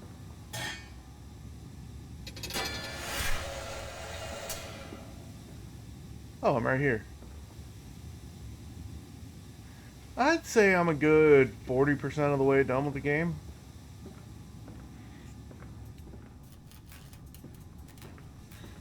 Note to self, when it does that.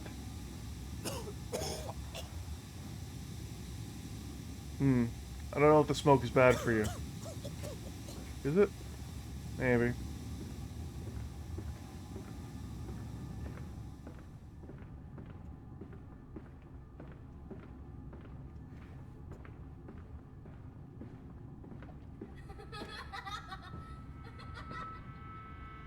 Hey, yo, kids, get back here.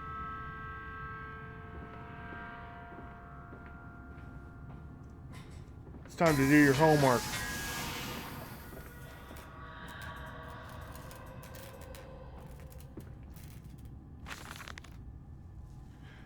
August 4th, 1898. More experiments with Compound X. Took the dog and injected it with strychnine. I can't pronounce that. After the expected convulsions and spasming, it died just after midnight. I immersed the body in a large tank of Compound X and introduced an alternating current via induction coil for a period of 3.5 minutes. A partial return was induced. However, damage incurred prior to death was retained upon revival, meaning the dog continued in the acute state of poisoning until I put a bullet in its skull. But drowning? Perhaps yes. It is, after all, known to be the kindest of Oh, no. Known to be the kindest of suicides. If one were to drown, replacing the fluid in the lungs with Compound X should theoretically be perfectly possible as a revival method. Oh, no.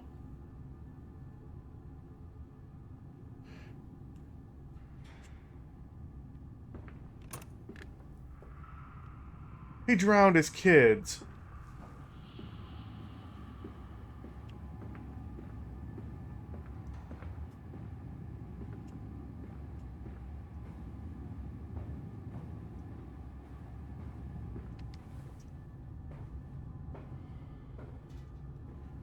He drowned his kids in order to perfect the thing to give them the immortality that his wife lacked.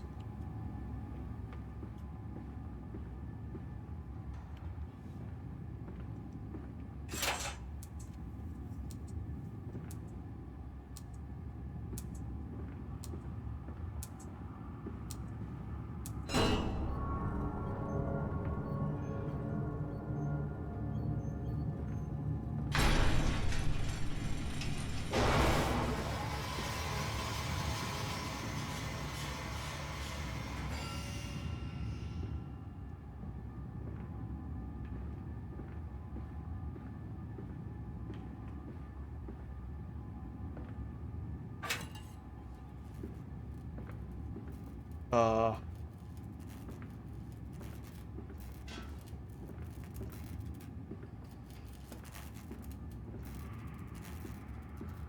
Okay, whatever.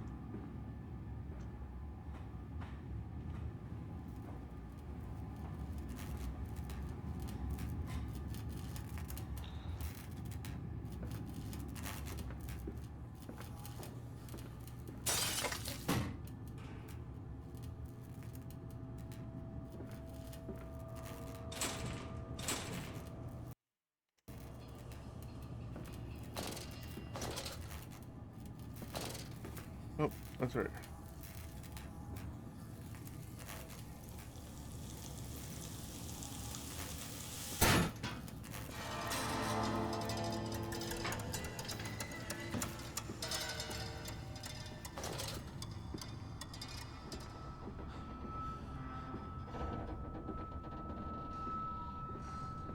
Yeah, that dude was super messed up. Come here, Like, Daddy.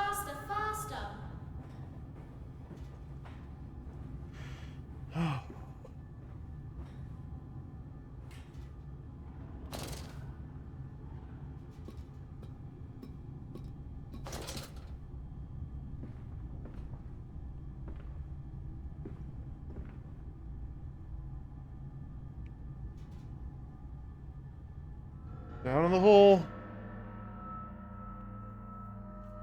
This leaking world. The bottle of gin was empty. Sleep seemed impossible. Above the skyline of London, he could only see the temple rising into the smog.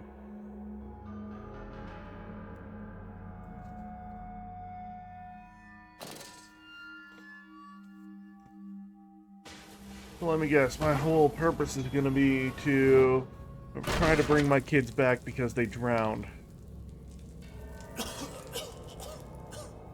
Or rather, I made them drown. And it's not going to work because this is an Amnesia game and there's usually never a happy ending.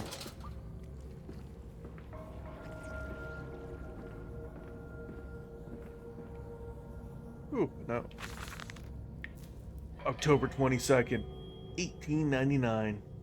Naturally, once bled, the product must be scalded, dehaired, and scraped ready for gambroling and evisceration. For this, we pass them through the steam reservoir, which is kept at a constant temperature by passing excess high pressure venting from the engines via the boiler and series of large copper pipes into a stone chamber just below the workhouse. At the center of the machine, there is a component that must be kept at a constantly low temperature, which controls operations of the processing of product throughout the system. Alongside this, refrigeration is of the utmost importance in retaining product quality, and this also requires heat to be removed from certain areas of the machine. Two problems are therefore combined into a single solution: the removal of heat from some areas and the requirements for increased heat in others. Conducting panels draw heat from using the principles of convection regulated by the boiler, and sending freezing air along one set of pipes in one direction and superheated vapors in another. I mean, that's pretty genius right there. Isn't it dangerous allowing this filthy discharge to collect so close to the core? We can use the flow to drive the turbines. Filthy discharge. That's my parents' name for me. We can use this to supplement the steam production and ensure constancy. God, the stench! This fecal matter is the true product of the age.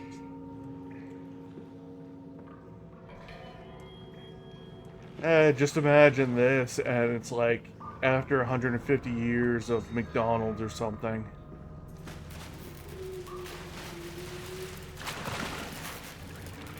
Is that a Kraken? Or a Crake, I guess? Is it a Crake? I forgot what it was called.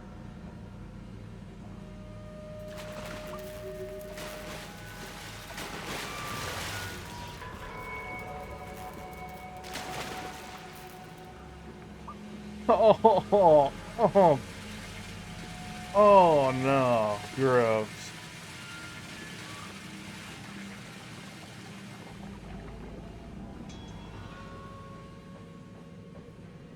Yep, I am.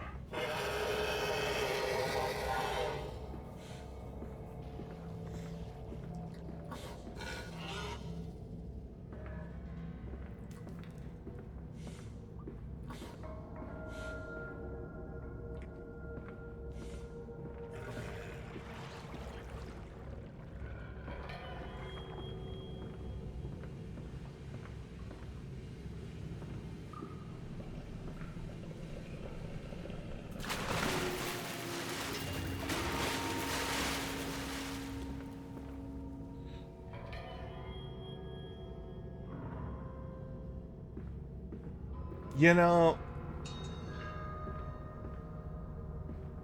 I would say that Ronald McDonald doesn't have a secret underground lair, but we both know that would be a lie. August 1st, 1899. Several of the older forms have breached their containment area and escaped into the sewers. They remind me of my limitations. There is no kiln. I am no low. At least, not quite yet. It is the heat generated from keeping the doorway between open that is to blame. We cannot simply pack them about with coolant as we do at the center where the doorway is. The later versions are kept safe by the freezing temperature of those towers. Up here, where the air is hot and fetid, they become overheated and the duality tears them asunder as the other place flies from their cells and their vitae splinters. They live sporadically, torn from one world to the other and back again in violent, unpredictable bursts. For a few seconds, they are creatures of this world, then they are torn away and cease to have physical form. This vicious ripping back and forth between worlds has driven them quite insane. I've ordered the affected area sealed and will not allow my loyal workers to enter. These are damned places now, the abode of failed experiments, ghosts, and of fear and spite. Or ghosts of fear and spite.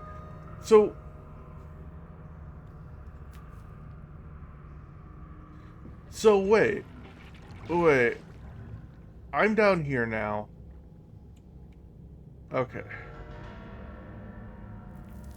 However, these things, that explains how they keep disappearing.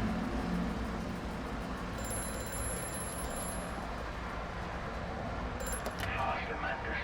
Drain the waters. Open the way to the bilge pumps. We are waiting for you. We are waiting.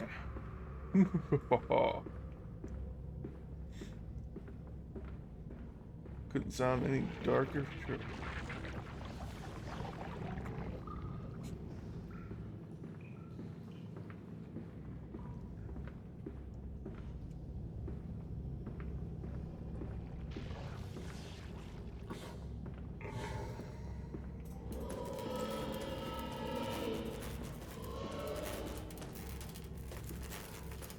Oh.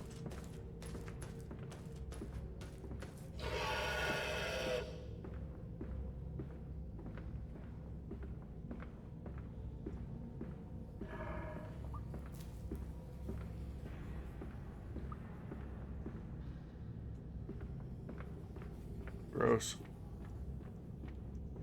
Oh, this is new.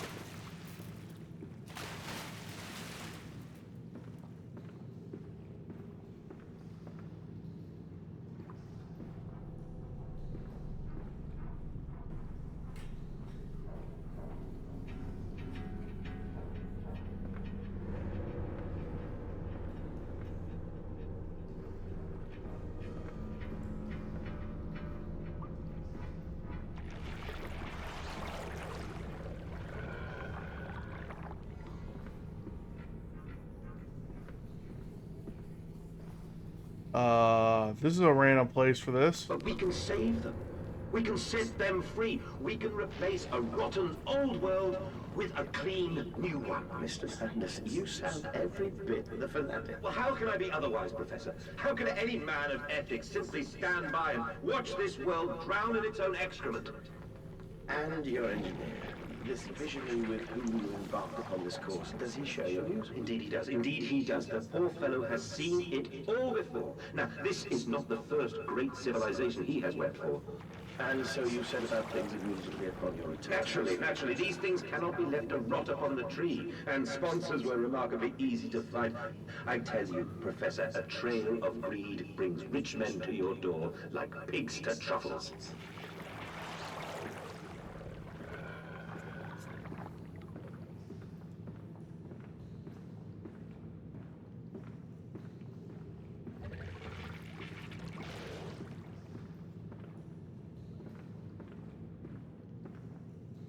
I just thought of something. There's always a water level where you have to raise or lower water temperature.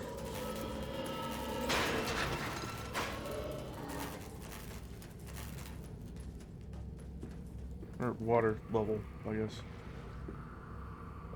Oh, note. Alright, February 17th, 1899. And I said, "Look, my darlings, can you see it?" And they said, "Yes, Daddy, we see it." A tall, weathered cap of a steep-sided pyramid like those of Egypt. The stone falling away from the summit, vines crawling about, intertwining with stucco serpents that thrive about the steps. A palpable sense of stillness, a weight of forgotten. And this is where the king sat, and this is where the priest lived. This is the house of the dead, and here where the sun strikes, this is where they threw the hearts that were not consumed. No, my darlings, they most certainly were not savages. You see, they believed that the sky could fall on their heads, and they truly believed that offering blood was the only way of stopping this from happening. Perhaps, my darling, perhaps they were mistaken altogether, or perhaps their tragedy was they could simply not spill blood enough to prevent the sky from falling upon them. I mean, if they're talking about, like the Aztecs and stuff, the sky didn't fall on them, the Spaniards did.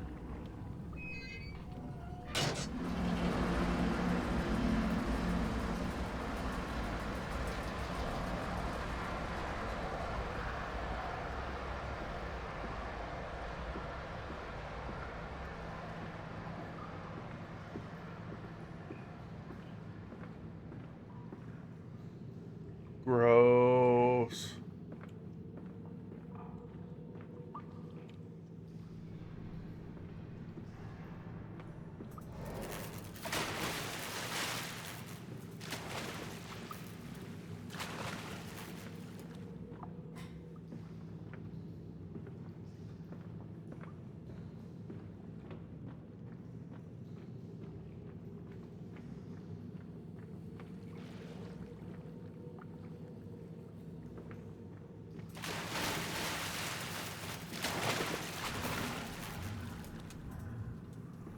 I mean, That's it, Papa. You're so near now.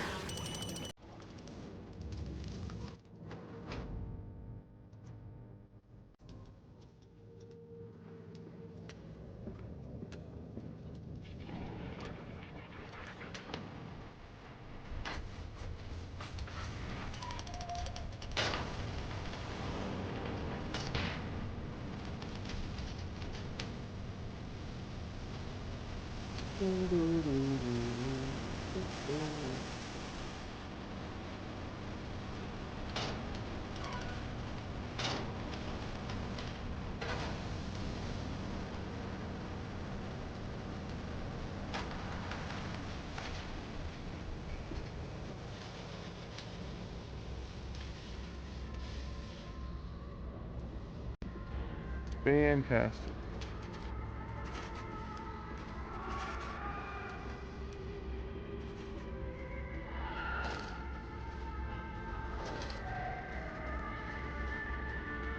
It's a big boy.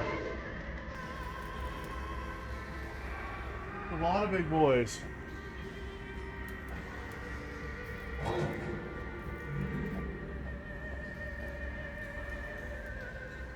Oh, that one just didn't get out of the way in time.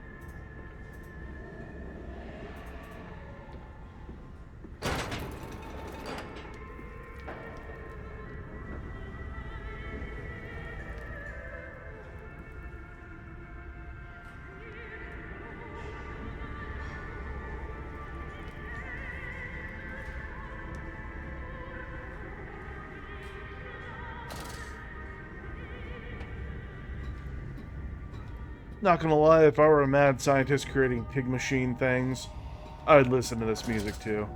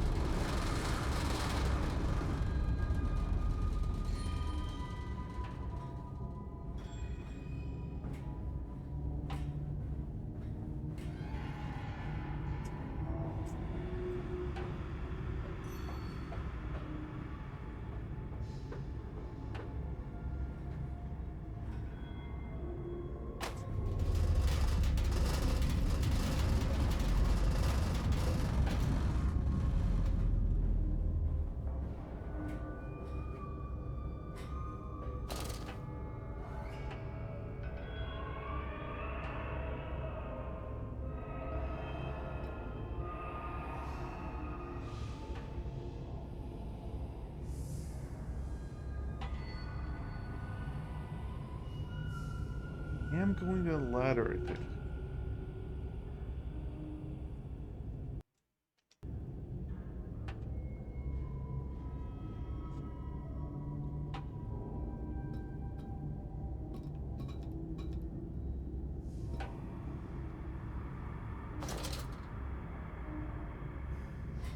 Oh. I was supposed to be going down the ladder. But apparently, I'm allowed to go down the ladder. Normal way.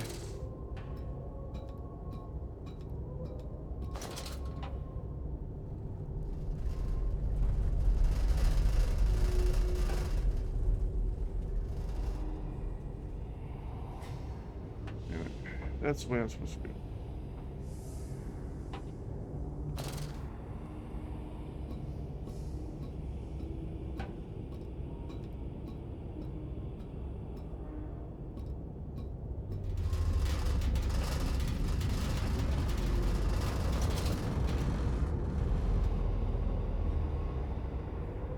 I agree, parkour is cooler.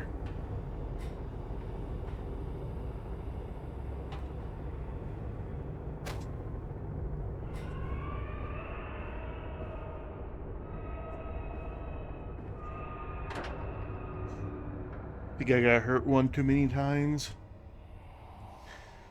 From tied to spine, he placed his head in the vise and spun the wheel until the skull cracked and the thoughts leaked onto his shoes. Relieved the pressure for a while, but it soon returned.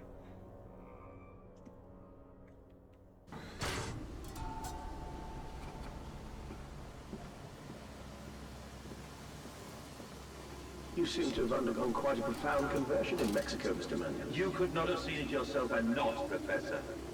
As we disembarked, even through my fever, I saw the detritus of this so-called progress. I saw starvation and disease, rot and destruction polluting the waters of the Empire. We are ruiners, you and I, and all of us, and we make the world Yes, I am. unclean. I will be doing that. You took it upon yourself to act as Redeemer. Professor, I would not be so presumptuous. I am merely a conduit. I am constructing an architecture to wrestle our damnation. I think after this one, and next smother is it with steam. Rebirth or Penumbra. I think, isn't Bunker the last one?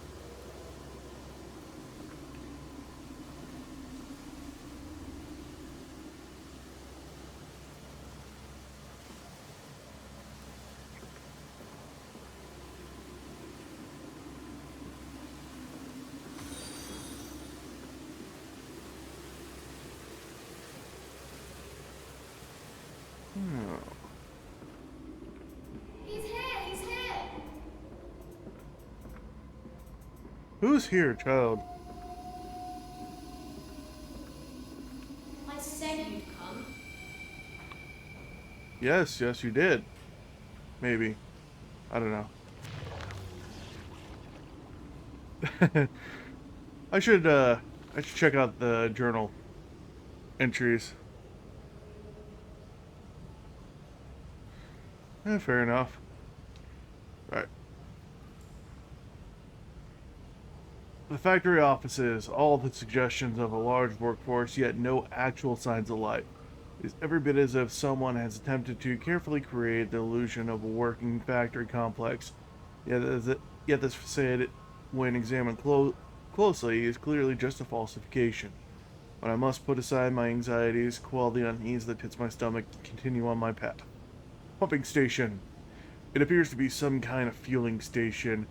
I have seen automobiles demonstrated at Mr. Yarham and Mr. Simmons' works, but the smell here is all wrong.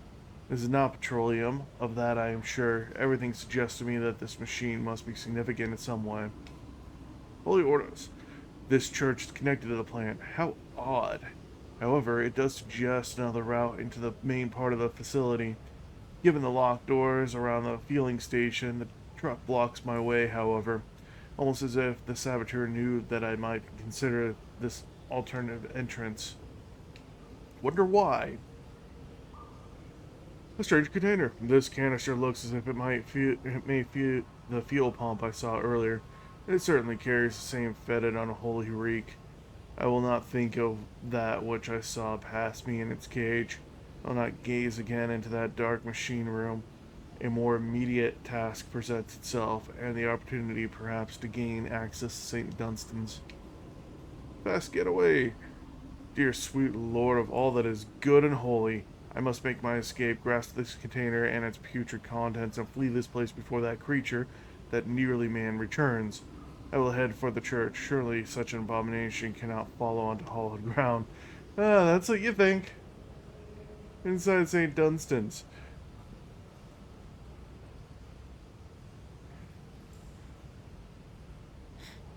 Okay.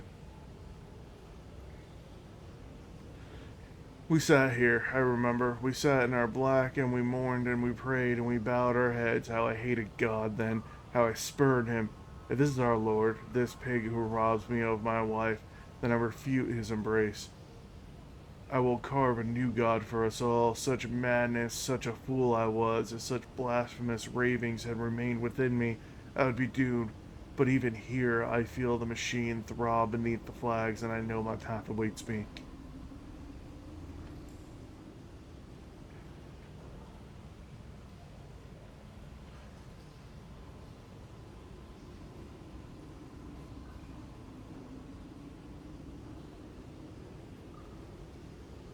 Yeah, I think next I'll do Penumbra, like one of the Penumbra games, or all of them honestly, and then do Rebirth and then Bunker. Cryptic clue, some kind of mechanism, a secret, an infernal one, no doubt. The missing candlestick is clearly the answer. But why, this I cannot fathom. Why hide secret machines in a place of prayer? And where are the faithful? Why are there drag marks about the altar as if someone was pulled away?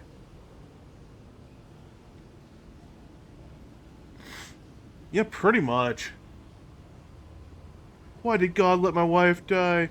Oh, I'm gonna go ahead and torture people and animals and then graft them together and create a hellish nightmare. Infernal machinery. The engine fires, the flames are stoked, I hear steam in the walls. Vibrations upon the very air, my heart falters at the prospect of throwing the lever and exposing the workings of this dark contraption, but my children beckon me on, and I cannot fail them. Hellish portal. It appears I have no choice, thus I descend, and may God have mercy upon my soul. If this is my bedlam, and I am to be cast as Matthews, then I will wear that mantle for the sake of my boys, and face whatever horrors lie beneath the altar. Okay. The Mandus Processing Company.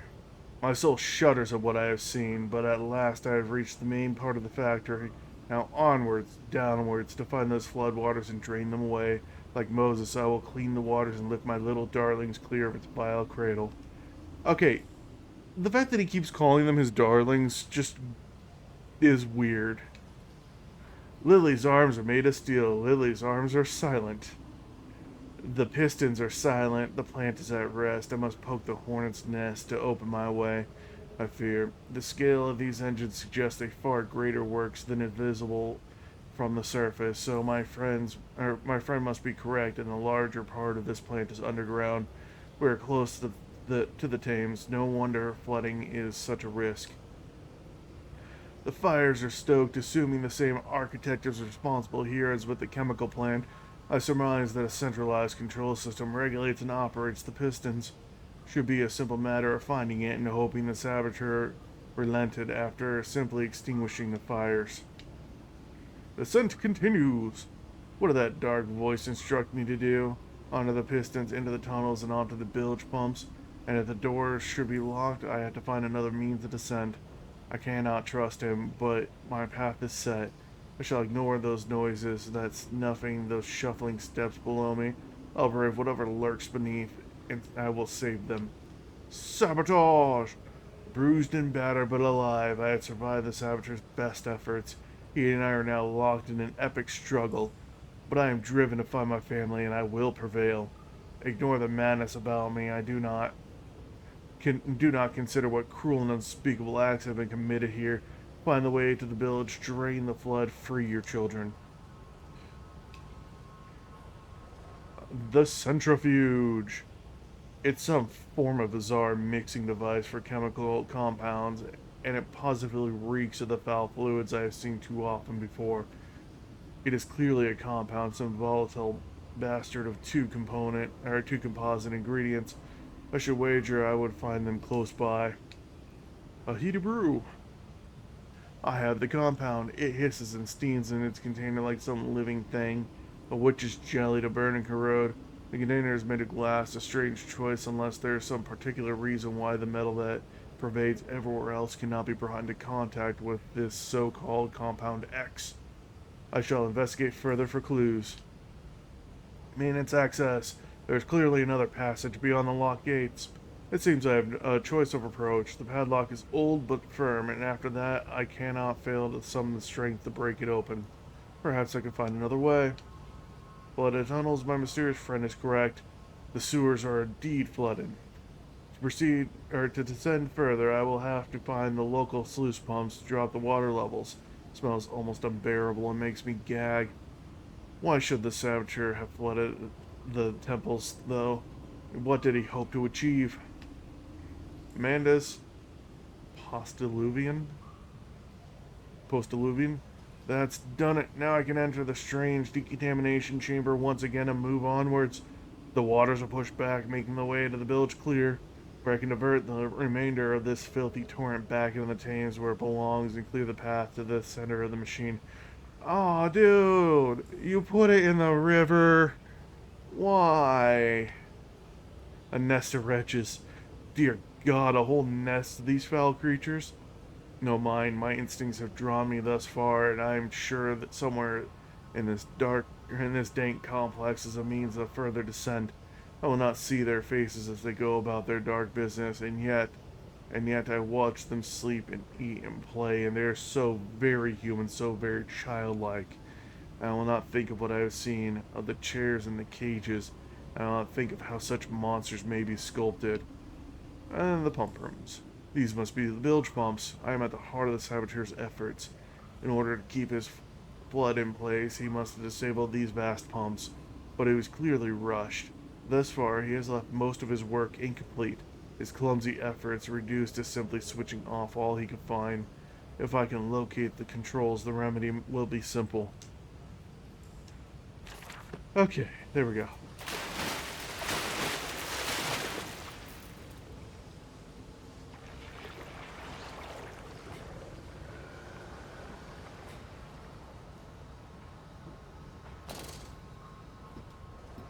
I'm not alright with the fact that we're diverting the stuff into the Thames. I dragged myself deeper into the temple, downward ever, towards a wind that held the voices of my children, beckoning me to set them free.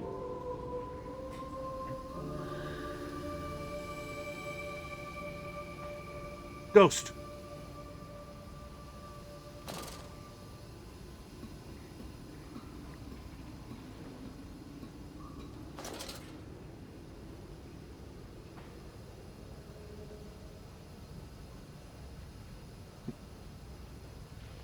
So can you actually see the game just fine, or is it still too dark for you? Because I'm looking at the, I think I need to increase the gamma a little bit more. If for the stream, if nothing else.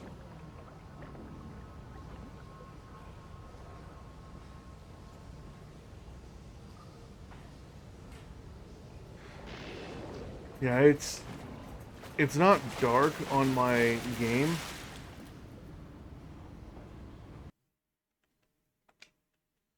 But for some reason it's like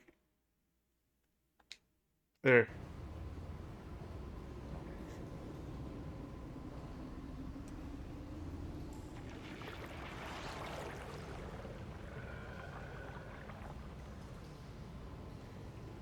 Why is the stream so dark though?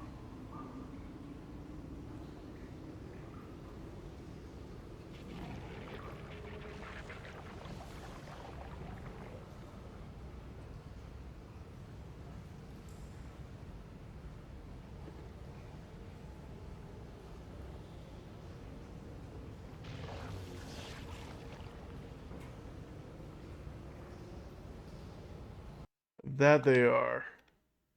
I'm gonna move it back to that.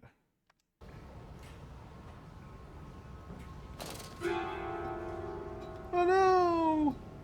Jump scare!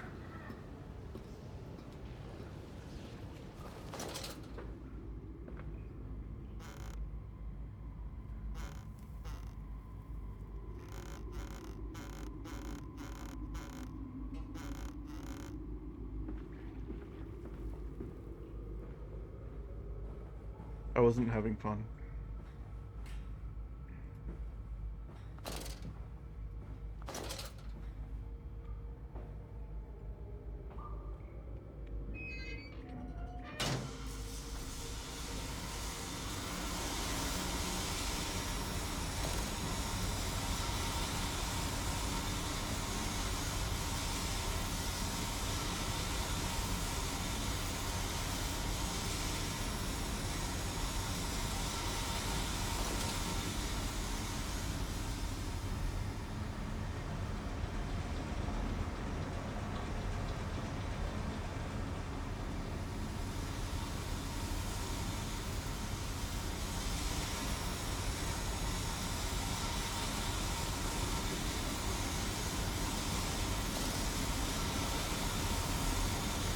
Yeah, it just seems like a unfortunate issue.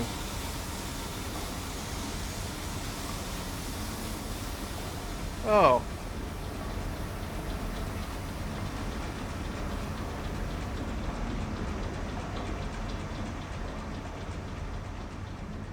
Here we go.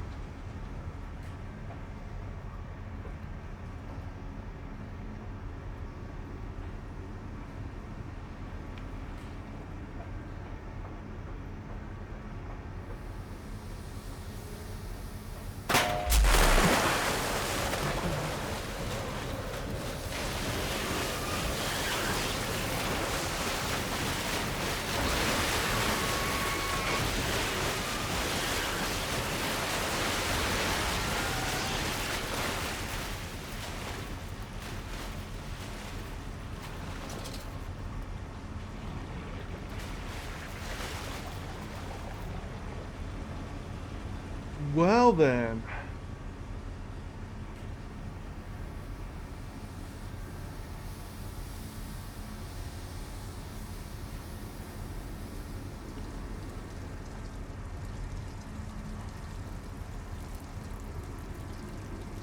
Did I already come through here? Oh, I'm already there.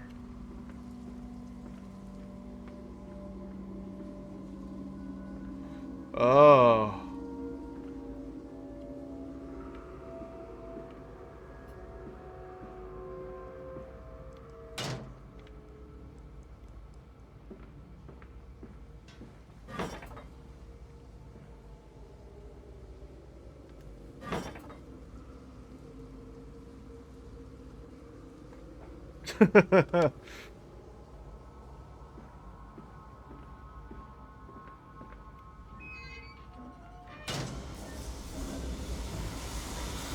You know, they had to go so far as to, you know, sabotage the walkway. They just really want to sell me that car insurance, you know?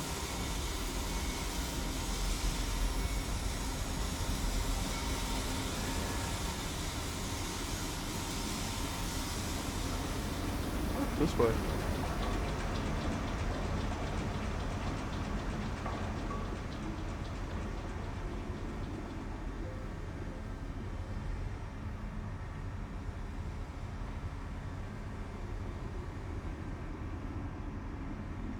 Oh. Do I have to?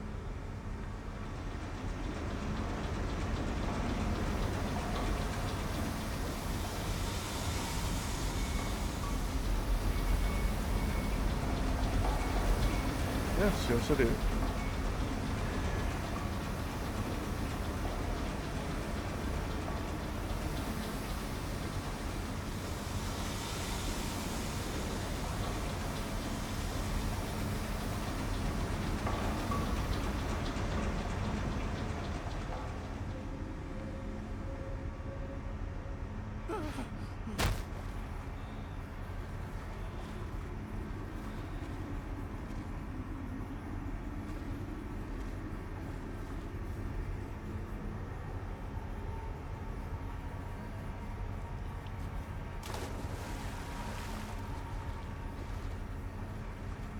Oh.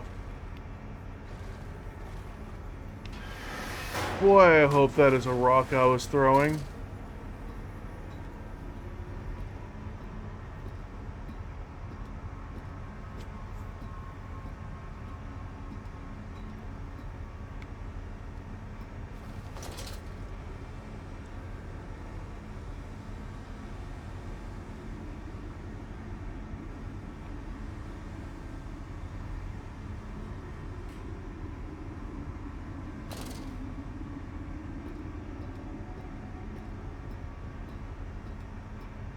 Please don't. Okay, there has to be something in here. Because otherwise, what is the point of this? Why did I come down here?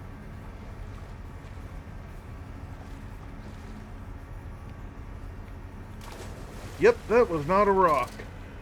I just grabbed it with my hands.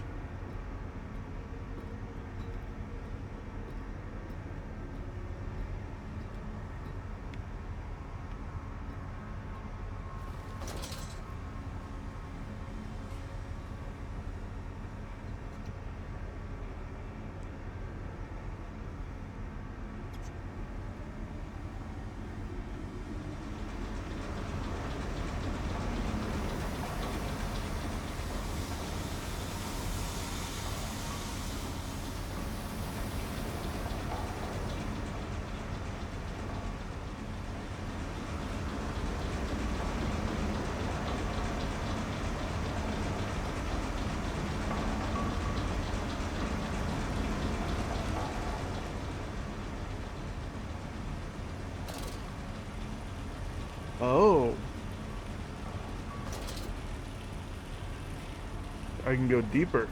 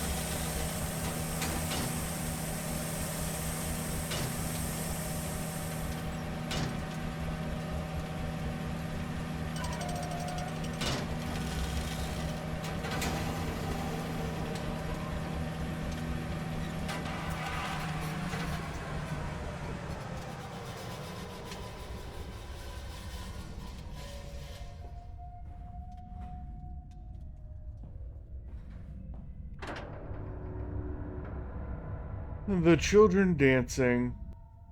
We pulled the children loose from the thresher, or at least what was left. More where that came from, said the foreman, apologizing for the inconvenience. What?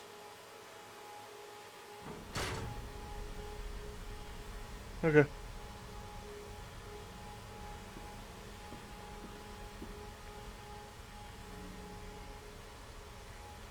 Okay, sounds good.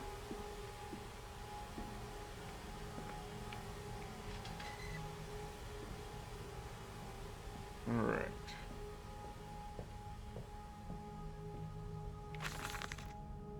March 15th, 1899.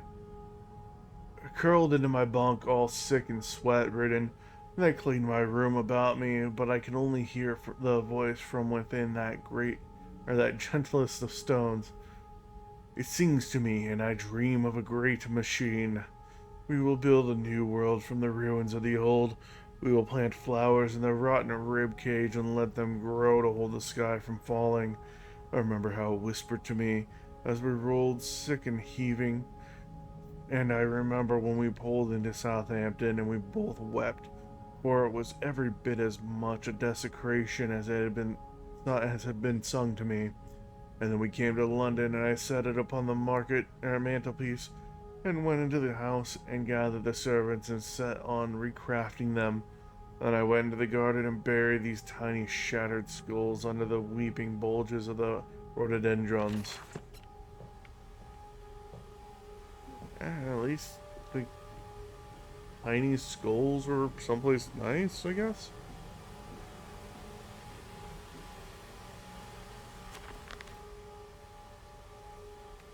Valves and pipes, another pump. It seems once again I must engage it. I cannot help but feel I am trapped in some great game, forced to undertake endless Herculean labors for the promised reward of my darling children. The flood is drained, I have prevailed, the saboteur is beaten. My heart pounds with excitement even as my head spins and shudders in fervorous anticipation.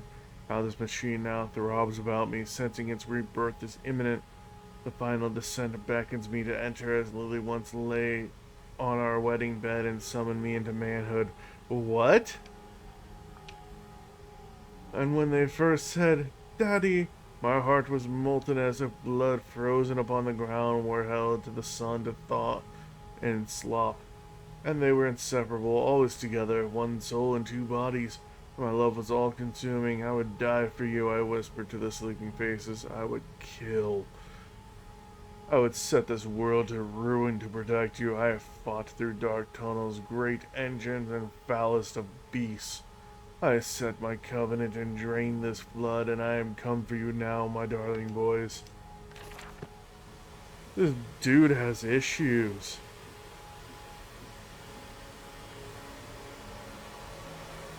Stop. No unauthorized persons enter this facility by order of the management.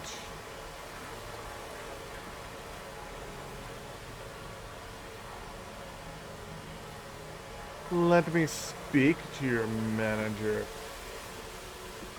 Wait, I am the manager. No. And you set me upon a mantelpiece, and then you went into the house and gathered the servants and reset you and I on recrafting them.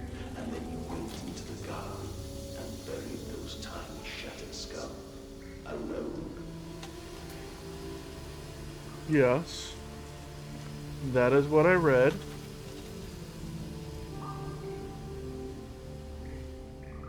For your children, Madness, to spare them the world you have created. For us all.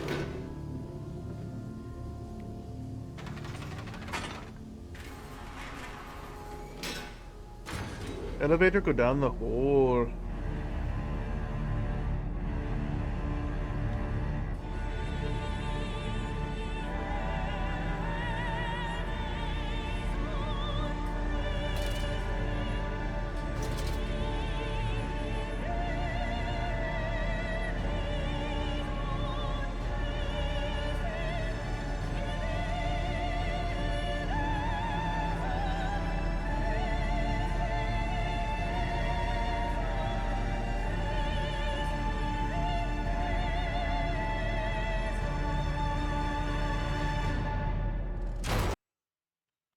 That was very cinematic.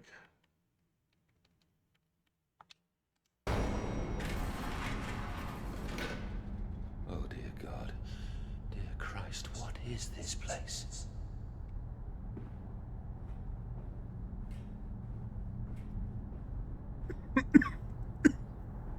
Excuse me.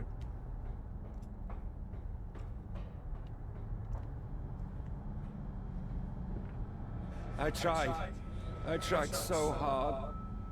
I will Got so uphold far. my promise. I will always protect them for you. My eyes are your eyes. My heart is your heart. I will rip them loose from this rotten world and set them to burn. All to save them.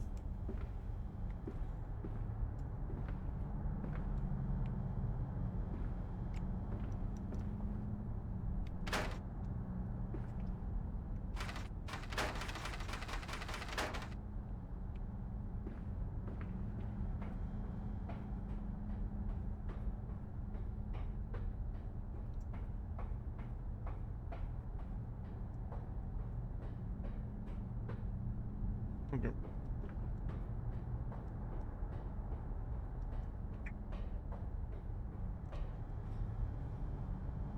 Showroom.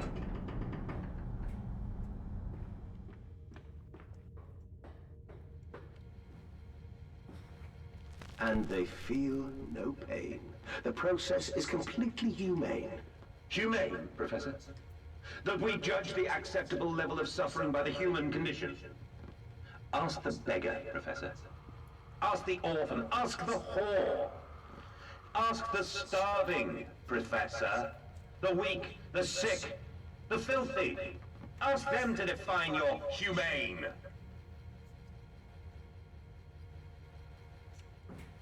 Okay.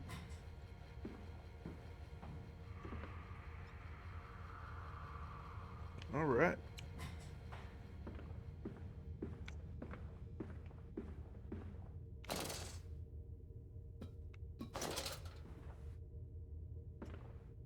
Could probably just drop down, but okay.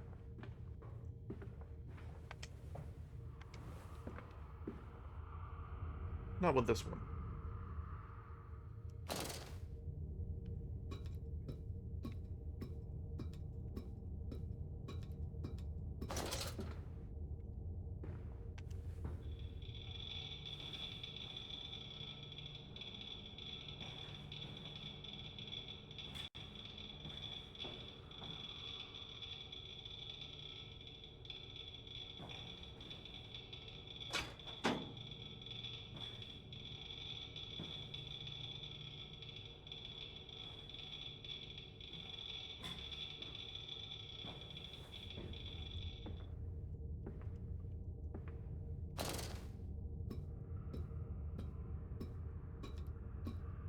Something tells me that was radioactive.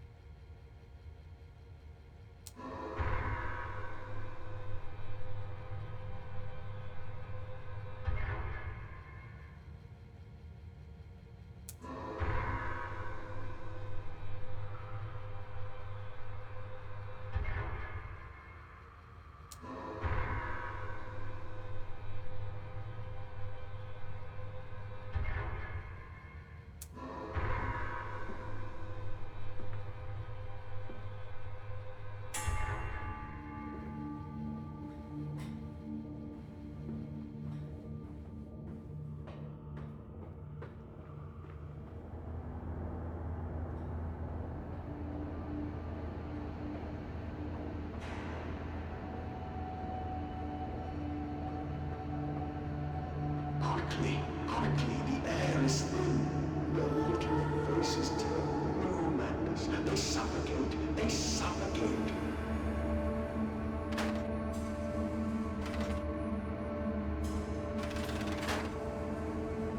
Daddy, Daddy!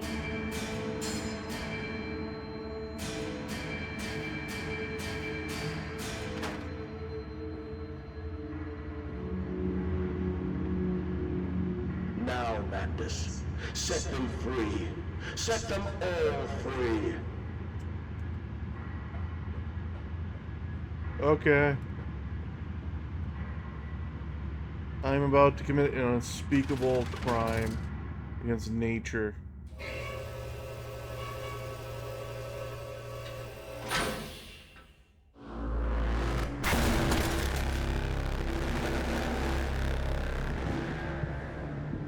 I live. I breathe again. I rise. I will rise to bleach the sky and still the water. I will spin the world wheel and set the future upon the path to redemption. Where are my children? You promised me my children! My time is come. More pig. More pig.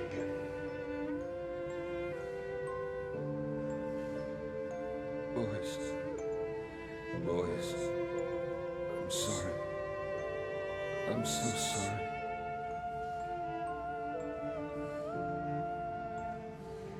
I knew it. They were already dead. Long time ago.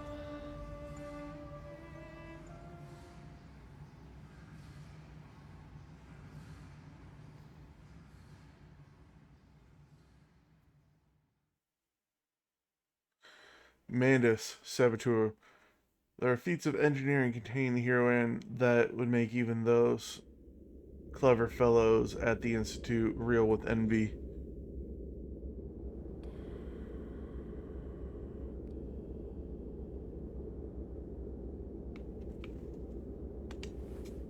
And, emerging, I raised my head to an uncaring sun, and I cursed this world of pain and despair. This civilization built on the ricketed bones of the unfortunate, on the greed and swell of mammon and empire. Cradling a stone egg in my jacket, I kissed my children farewell, and I crawled my way home.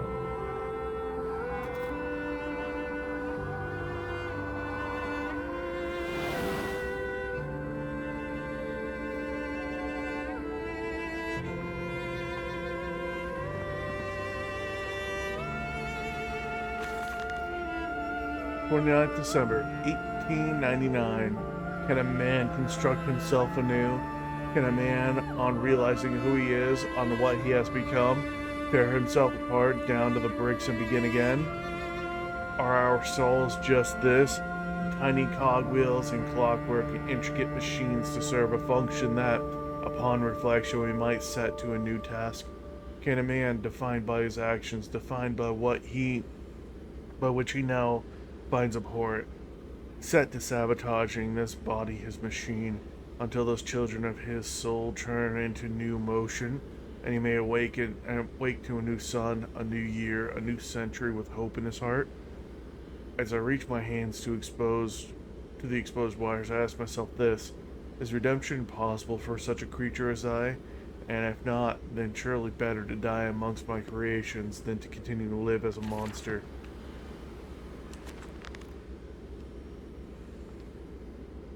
Up on the ignition controls and start the machine once more. Elated, I stride forth these catwalks.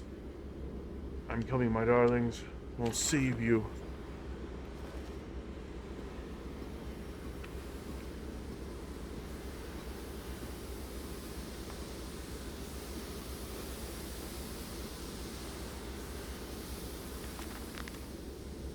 So it is done. The saboteur was me, and the voice on the telephone was him. But what of us? How do we connect? Surely I cannot be responsible for all I see about me. I cannot remember. I cannot remember.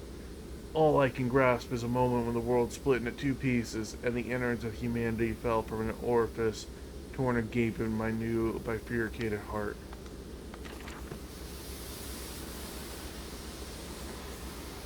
Where are they? Where are my children? Why do you ask, Landis? You know the answer well enough. Okay, so I went through all those. That's a pig processing plant. And then now I'm here at the pressure center.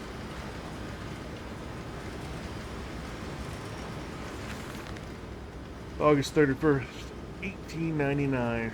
Children really are the most wonderful, useful creatures. The unfortunates from the orphanage have proved indispensable in cleaning the larger steam pipes. It appears that matter from the slaughtering process may indeed vaporize at source, but drifts like dust through the air and lodges in the pipes, causing them to foul. Periodically, we shut the pressure down and send one of our pixies into the pipes to scrub the reconstituted fat away. Armed with just a shortened broom, our little explorers venture into the dark. Of course, we only keep pressure down for short periods, so they must be fast, or they risk being trapped and boiled by the superheated vapors when they rush back into the system. Then we will be sending their comrades in afterwards to scrape free the cooling mess. The survivors tell me you can reach all manner of places within the complex through the pipes. I smile, tell them I am so proud, and then feed them to the pigs. Jeez. This dude. Automatic pressure regulator shut off.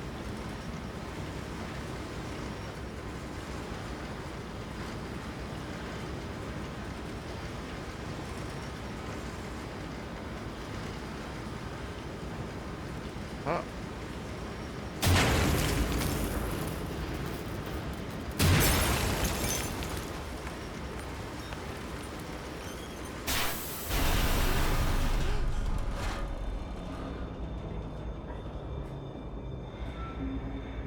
What are you doing, little piggy? Do you think I will allow you to sabotage me again? I want my children, you unholy bastard!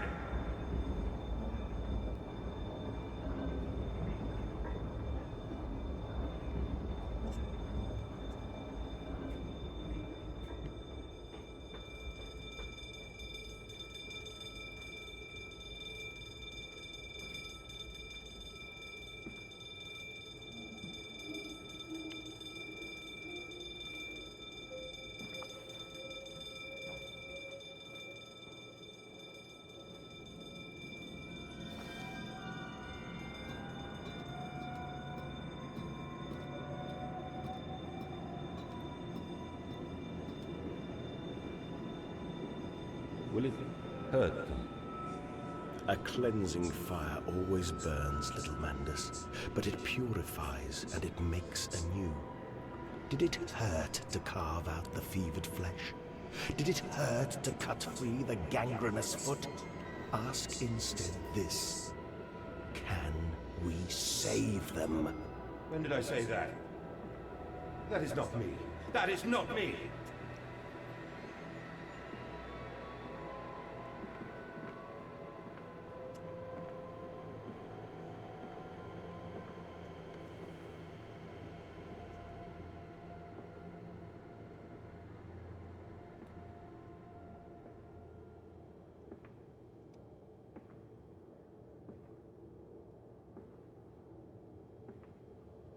Blocks.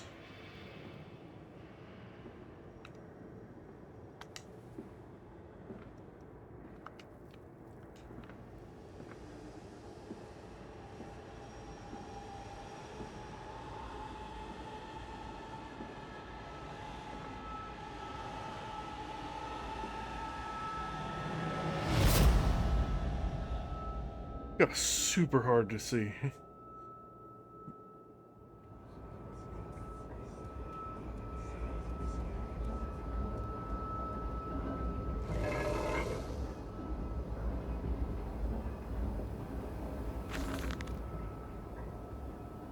First, 1899. There's a spoon of medicine, I says, and it's a silver spoon. What you did get born holding, ever so painful for mummy dear, but grasped so hard it was in a little screaming red fist. Later, you used your spoon to dig a hole in the garden to get all the way to Mexico, and then you did eat worms with your spoon on the way to stay fat.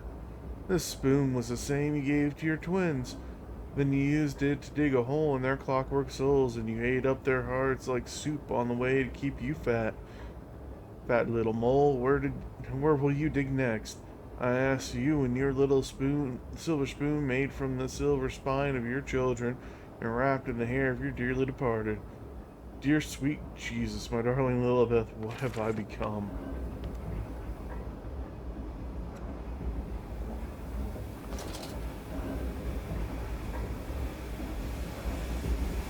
That's a good question.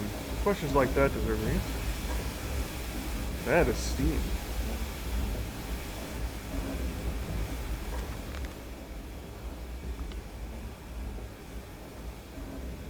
If in the throes of my evil I sent children in the pipes to clean them, then it seems likely there is another entrance I can use to escape this noxious maelstrom of vengeance. I will ignore the burning of my nostrils from the fumes of that godless compound X that fuels these machines. I will become the saboteur. I will destroy the pressure system, enabling me to enter the pipes without fear. Okay. And I did. And all was right in the world.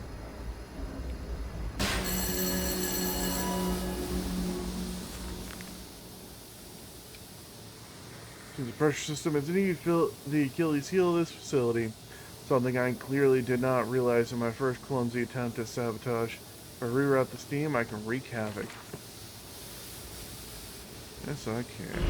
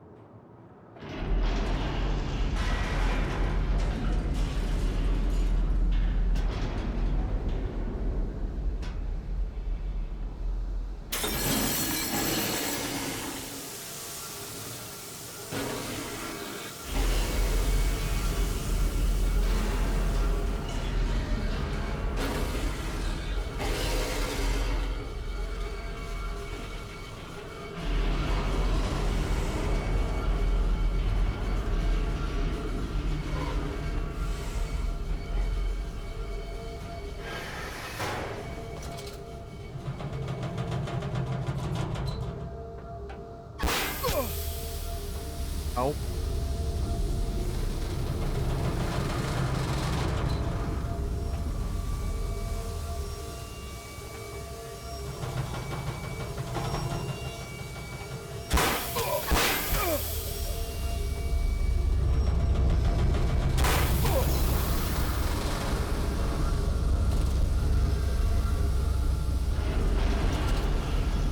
This is your doing, Landis. This is what you trained me to do. I will stop you. I will save them. You're not too late. It begins. My work has begun. Kill them, my piggies. Kill them all.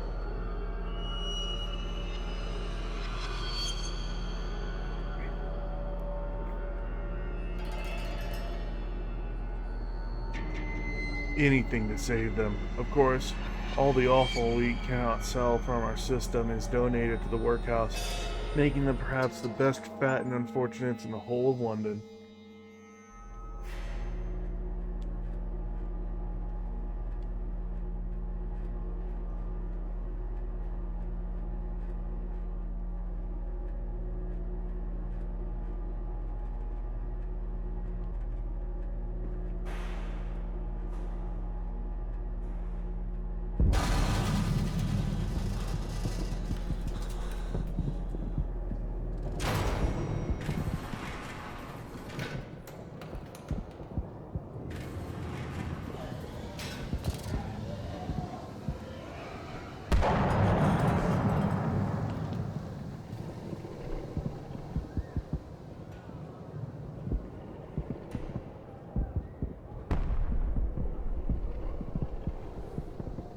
Wait.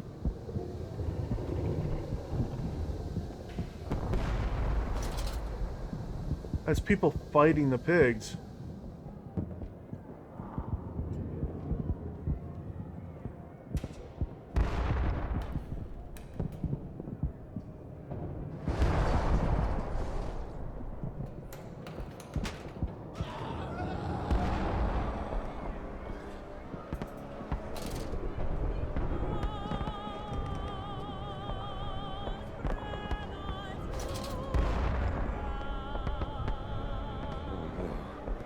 Oh God, no, what have I done?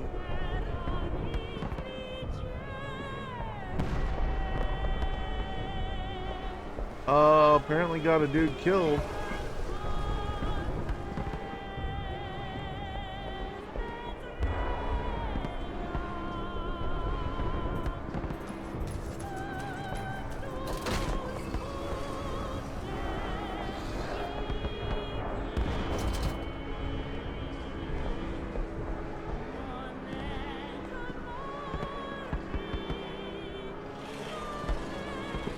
Mandus, I know you are out here.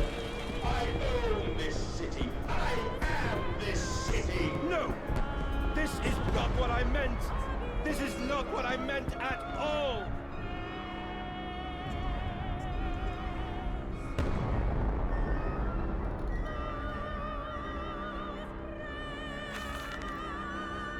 October 25th, 1899. No one misses the poor. Round up some orphans and the world will thank you for it. Disappear a whore and a gentleman applauds you. Call a beggar and a lady walks safely again. I hate them. I hate them more than any of the others. This privilege, this pretension, these so-called leaders, these pillars of society, these rich and fanciful. They wear their filth on the inside, but they are no less dirty. I have plans for them all. We will feed them and we will feed from them.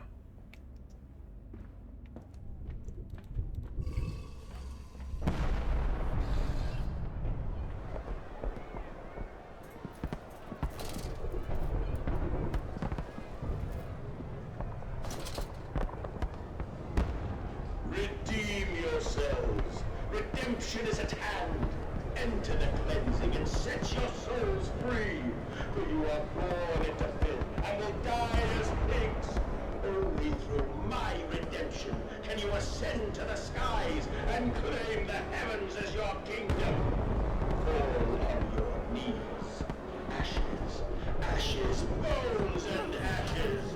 The pile will reach critical, and we can have such a burning that this city will shine as a beacon of redemption for the world!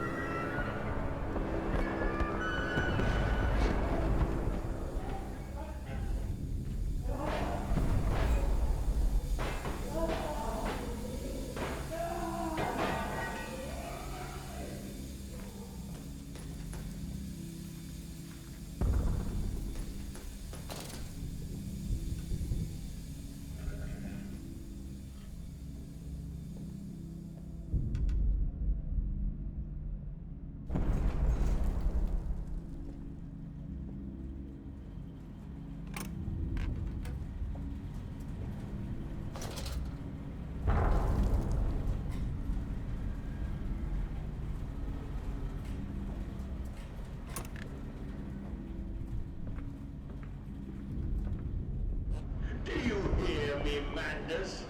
This is what you planned.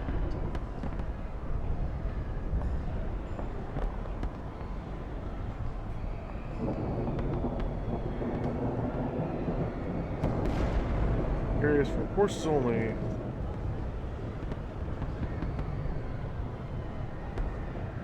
Alright, guess I'm a horse now.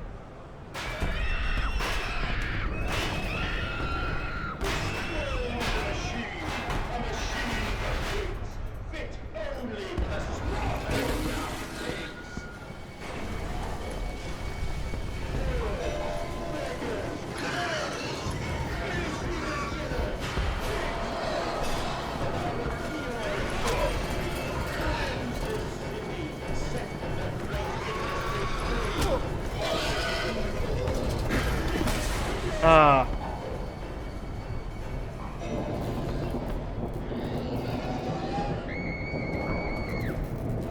Okay. So I did make it. Beast! Creature! Where are my children? Where are my children?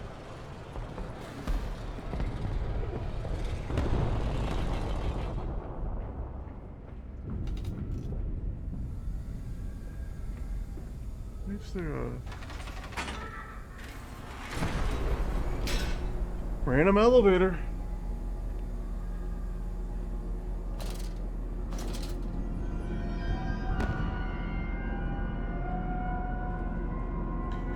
Farming the world. I saw the detritus of this so-called progress.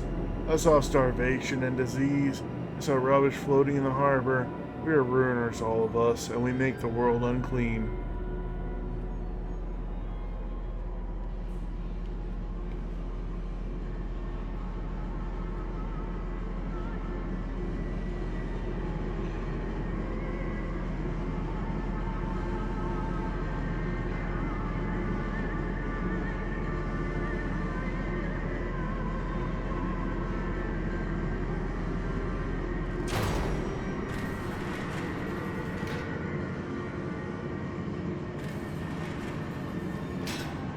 Okay.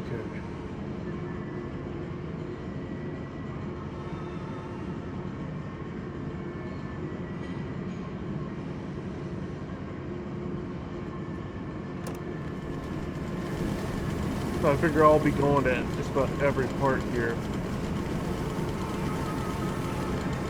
What is that? The iron button.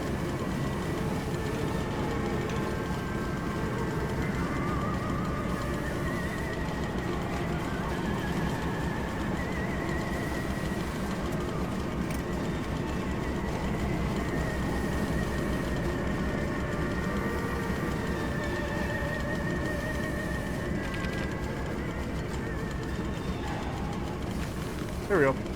October 25th, 1899. No machine blades for fatty bishop and gluttony heirs.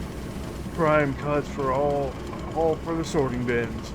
And the very best, as always, back in the dumbwaiter to the kitchens above. To be stewed and plumped and gravied and breadcrumbed and returned to the table for the next night's feast. And not every night, you see. Although we have begun to increase the frequency of the final act. Unlike the poor, the rich will be missed given time, but we'll continue to spoil and ready them, and our fine foods are now exported to mansions and lodges across London, and it has been noted in the times of late how rather overweight the great and the good are becoming, and their diets of fine wine and rich meat Indeed, in Punch just last week, a cartoon showed Viscount Selwyn as a stuffed pig laid upon a platter for his peers to dine upon. A vicious and cowardly slander, no doubt, but he tasted delicious. Okay, so cannibals, all of them are cannibals. They all deserve to die.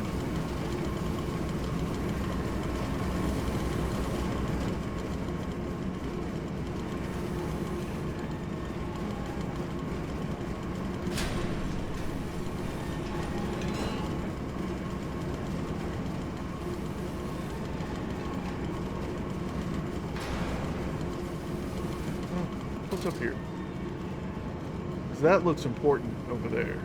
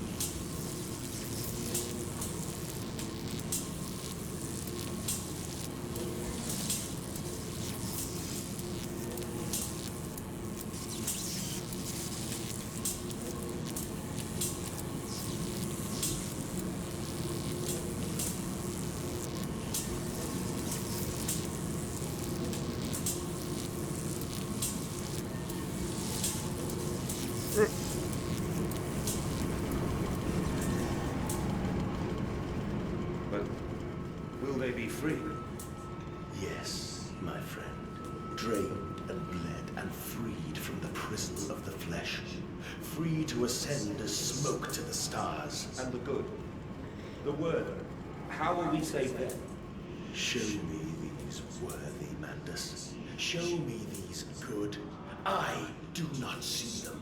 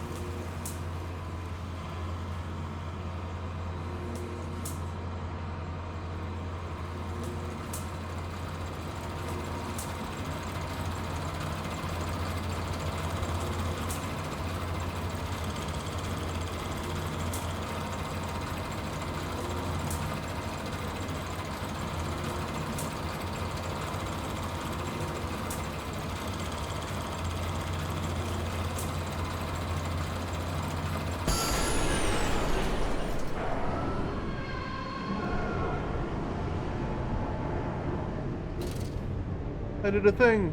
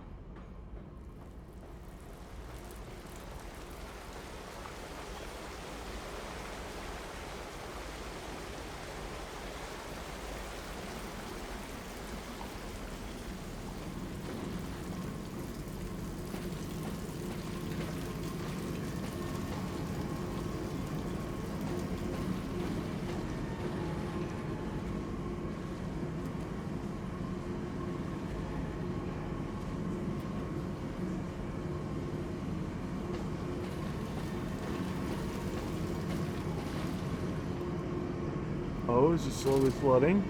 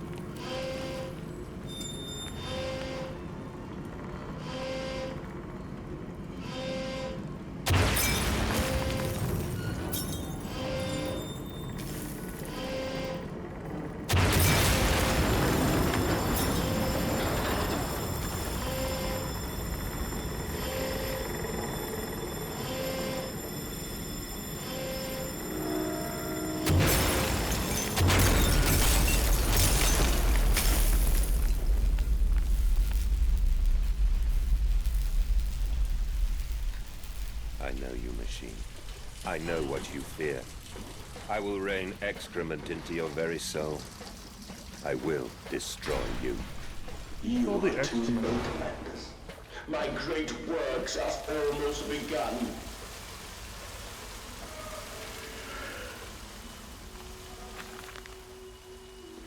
December 2nd, 1899.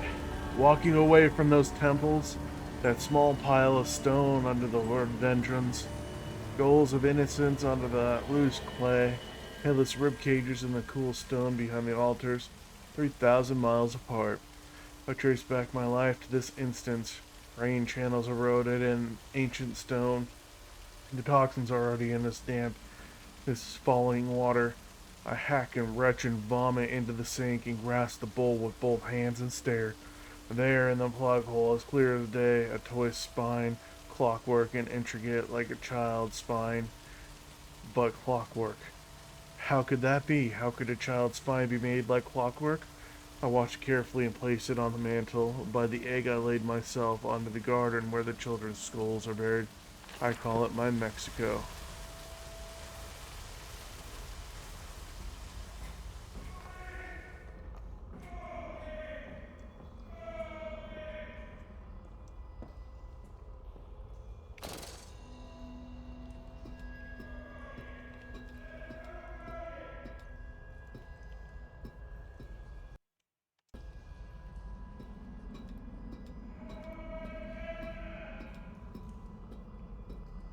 Down, down, down.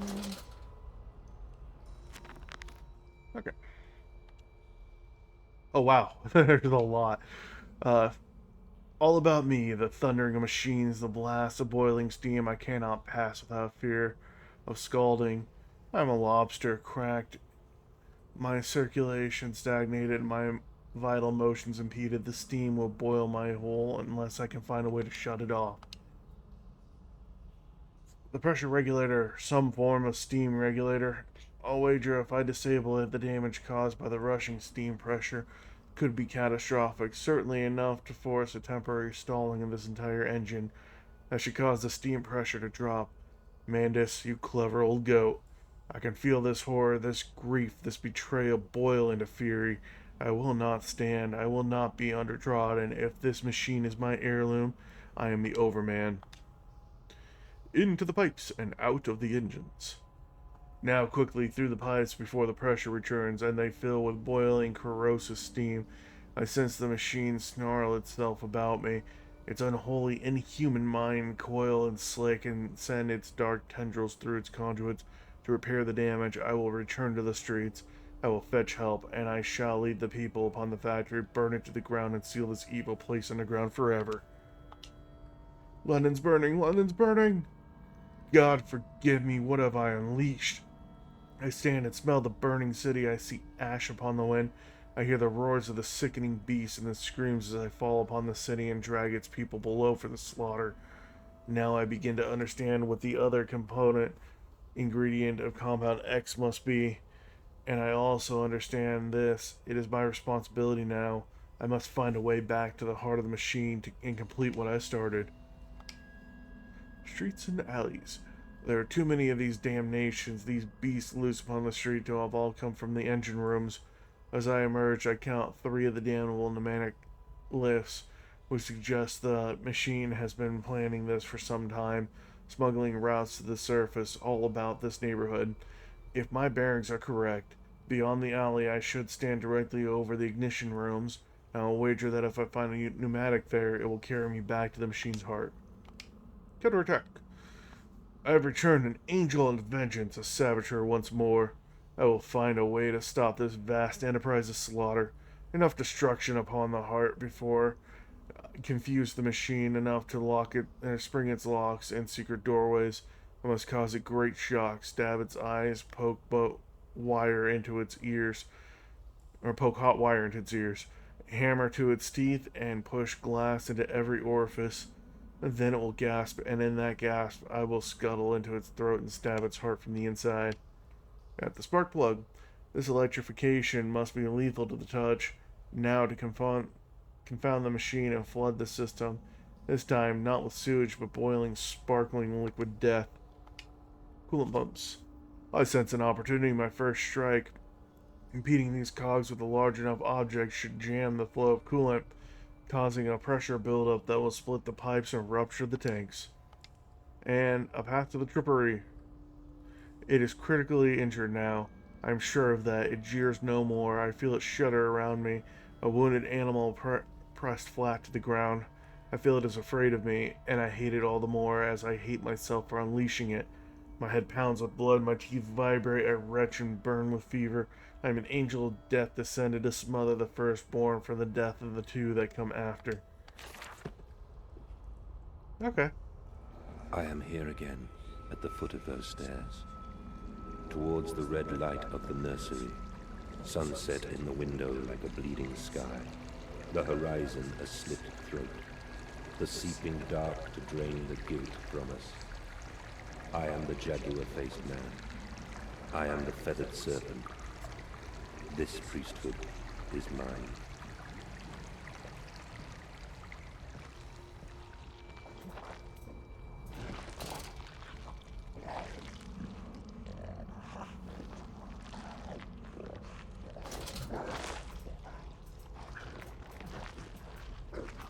Wonderful.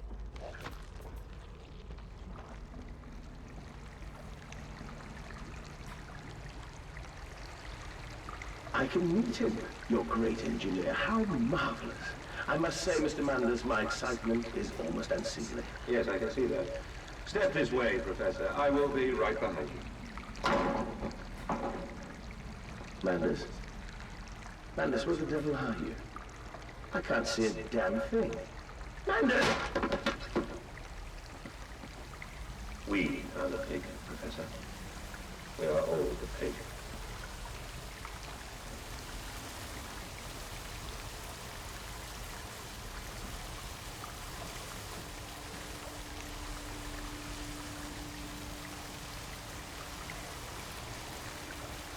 Ghost children.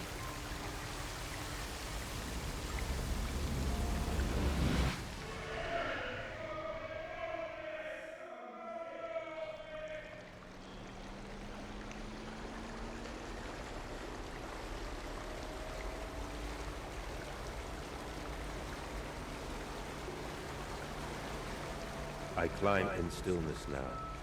Blue water runs in my veins, now I am clean. I carry the knife of this factory, the bowl of this mill. I am come to collect you from your fields and your furnaces. I will gather you into the white clouds. I will gather you to me, and I will take you home.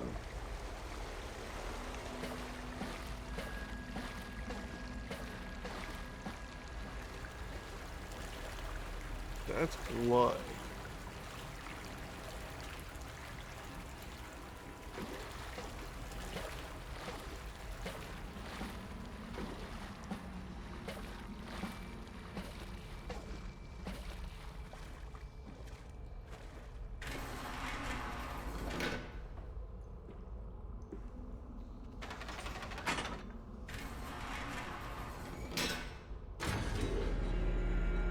What happens when it overflows?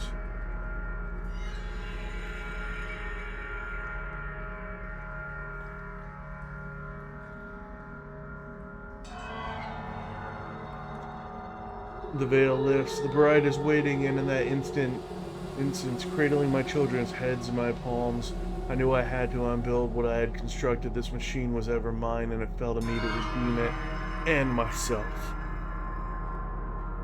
Welcome back. Hear me, Mandus. My gears are adjust. My steam is built. Soon I will spill that blue water and split the egg, the atom, my soul, and there will be a very great burning that we might make the world clean. Be proud, for this is your doing. Until you steeped me in the blood of your own, I was nothing but rotten architecture. You have made me, and I will make the world anew. Okay. I still think that this is all in the dude's head. Oh, that's where I'm at. Okay.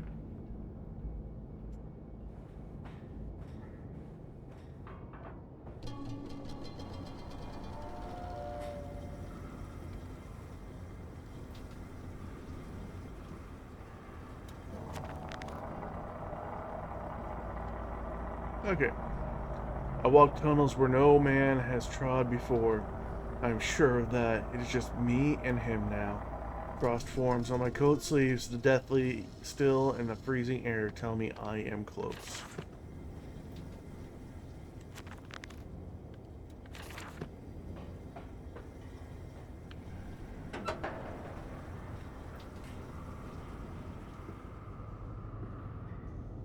But why did you take my children? Aye, madness. Of all the blood we have spilled together, the first drops fell from your hands alone. Then I am damned for a filicide, and everything is lost.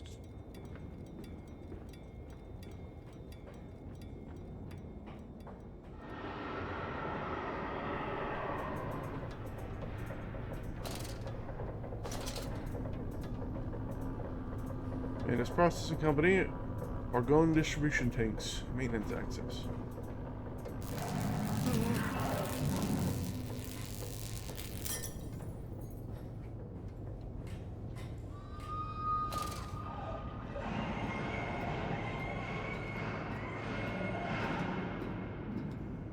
Ah, yes. Lovely sounds.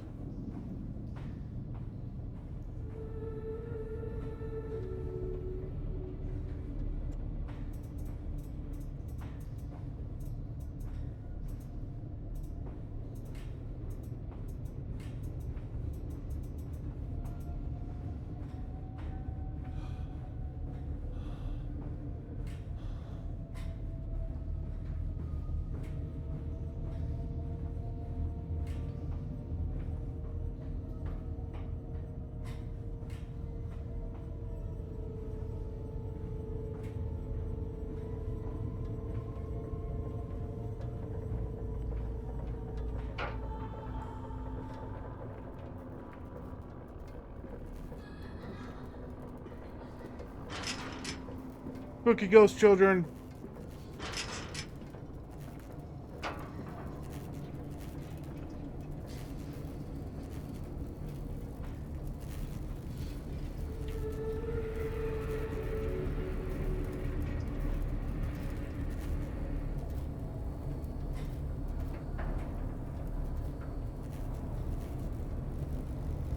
Looking coolant.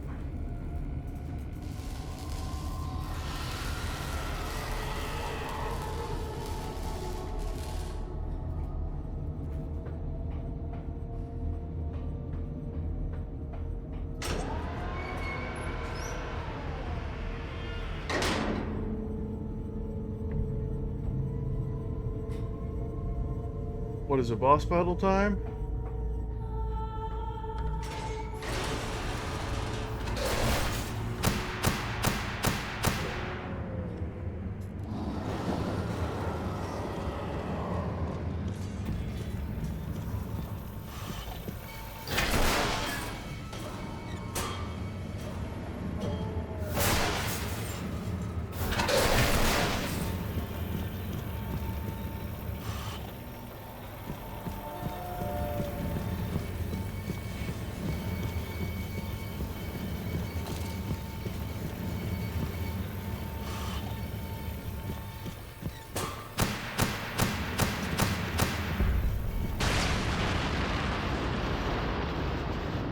Okay then.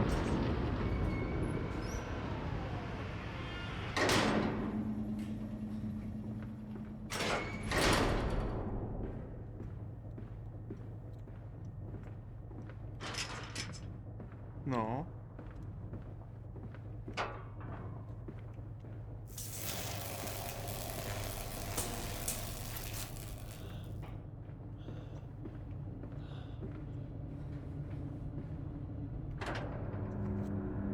So that was it. The big bad boss was an electrified, slow-moving pig. Mandus descending amongst the spirits. The Aztecs believed they could avert the apocalypse through sacrifice. History tells us they failed. Their tragedy was simply that they could not spill enough blood in time. But you created the apocalypse. Only to save you. Only to spare you. I would have given my soul to spare you this world and its loan.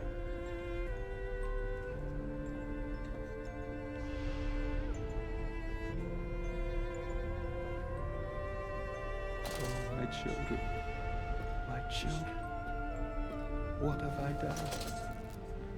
What have I become? I will put it right, my darlings. All of my wrongs will be righted. All of my sins washed clean. Oh, this is a giant catwalk.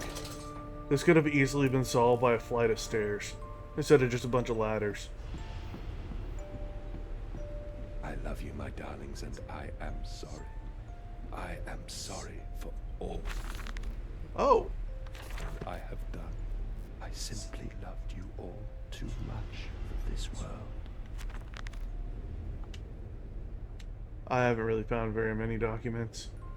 Memories, they surface like bloated bodies rising in the scum of the Thames.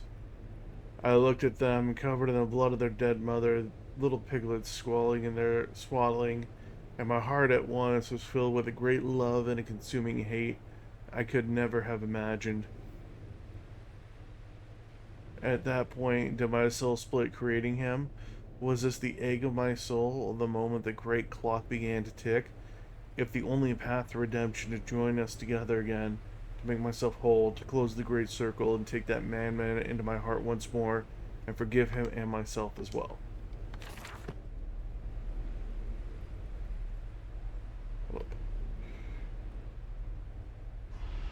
Yeet! Yeah. I wasn't able to throw it very far, but I did throw it. Yay.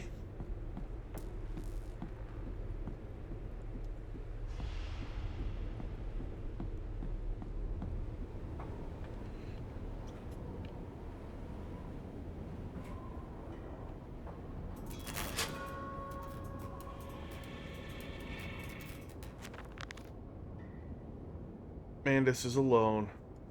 I search for instructions, for advice, for help in my goals, but in return the system mocks me. Simpleton, it says. You must find your own answers now.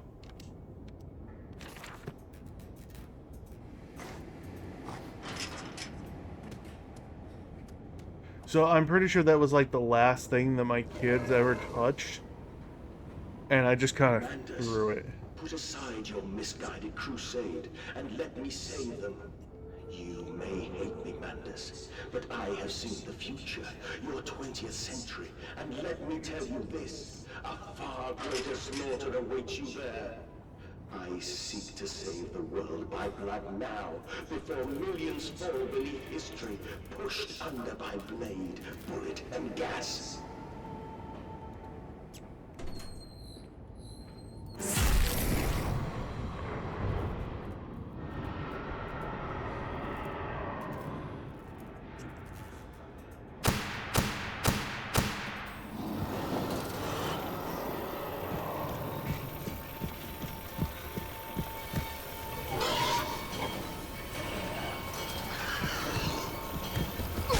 Oh.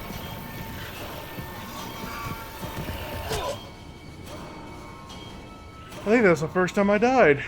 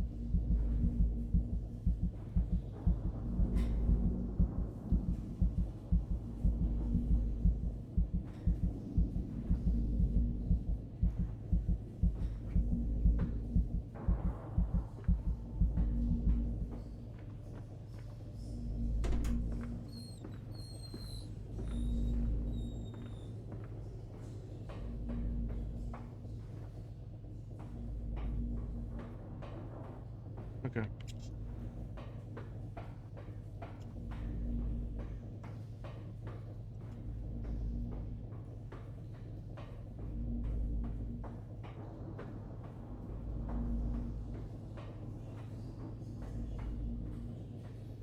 All right then.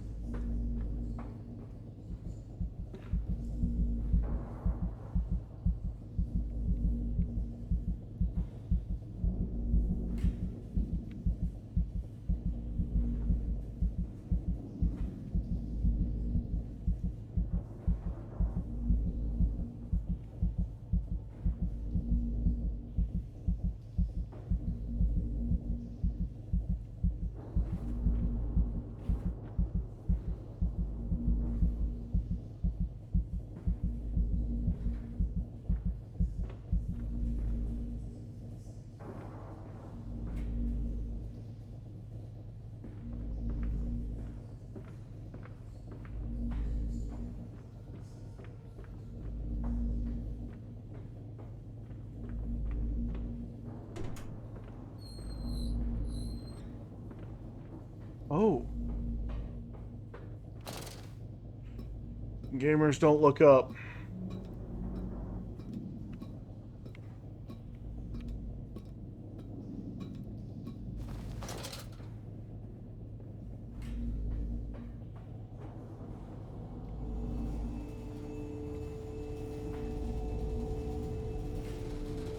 Oh, it's neat.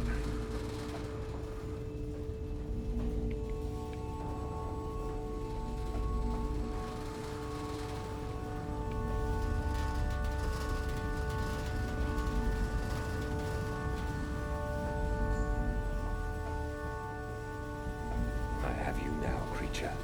I will destroy you. Stop him! Stop him! Kill him! It is over. It is time to end this madness.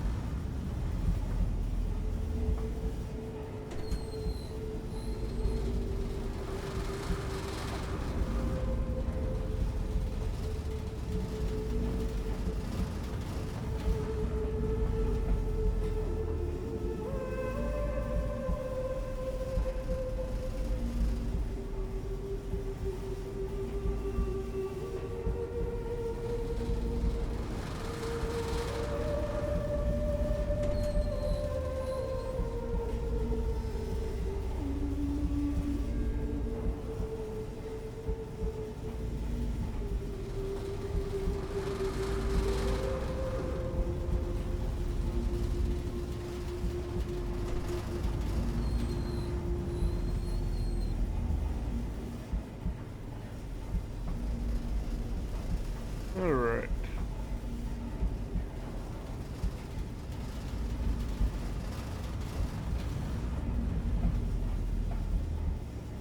Here it is.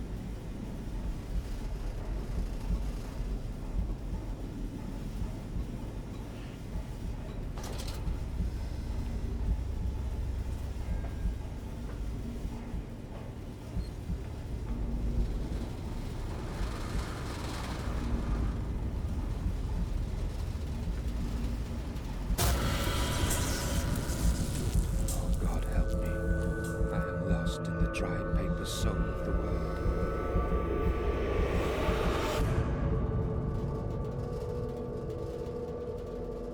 Enoch, Edwin, Oswald, and I.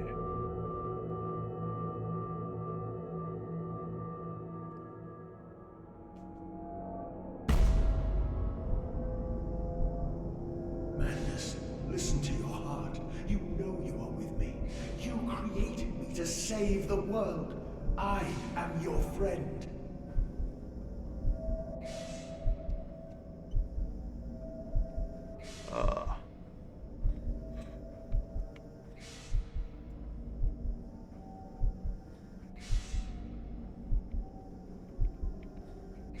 Oh. Okay, so I need to get the lights to...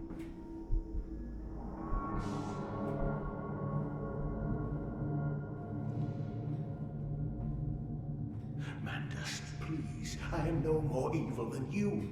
We sought the same thing, to save humanity, ridding them of their painful, stupid, pointless lives. Mandus, stop. Think about what you are doing. For your children, Mandus. Do not speak of my children, monster.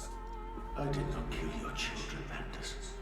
You sacrificed them on the temple steps, knowing what the coming century would do to them.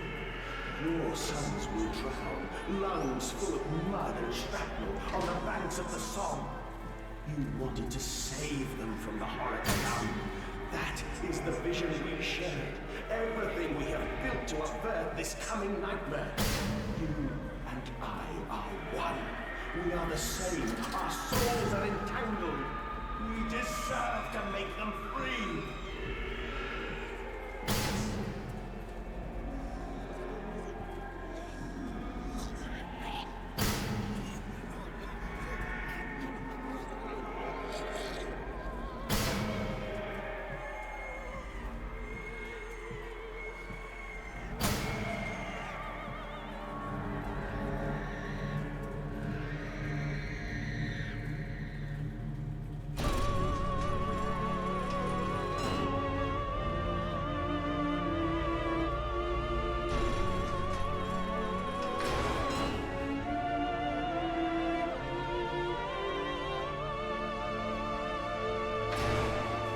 Oh, wow.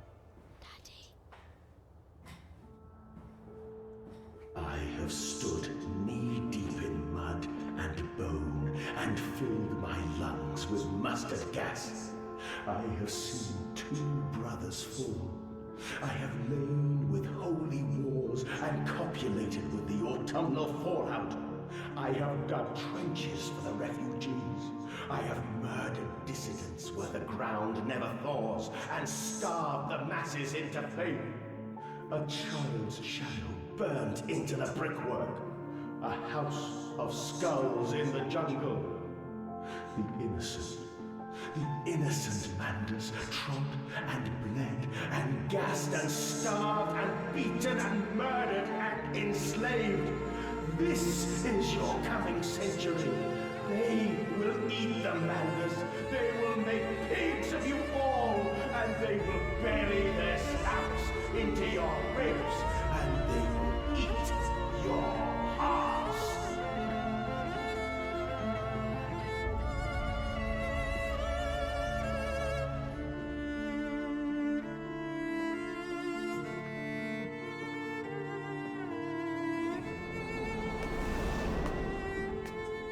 Please, Mandus, no.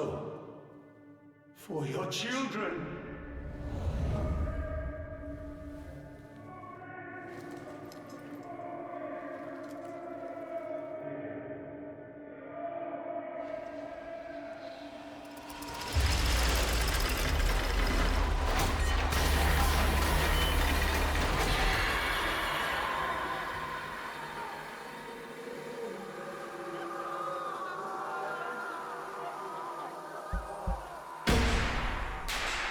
Okay.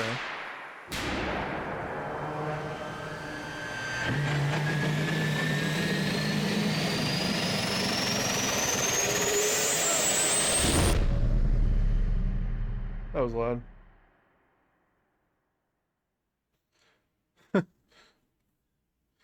It's kind of cinematic toward the end there.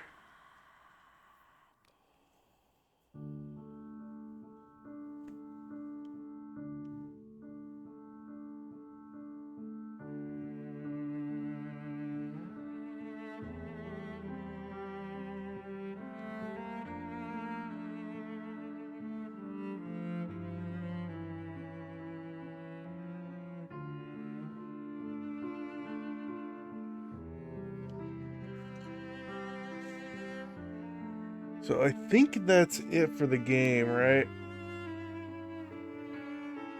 I lay there and watched the god I had created die.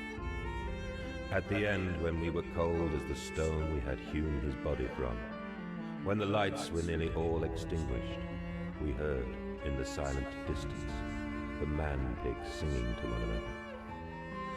Then, as the last lights were gone, and we lay together in the deep, they drifted away, and all was silent. Such a silence I have never known. And as the dust settled on my open eyes, and we lay together embraced forever. I heard, miles above us, the sounds of the city turning over in its sleep. A church bell ringing out, and in that moment, the new century was born.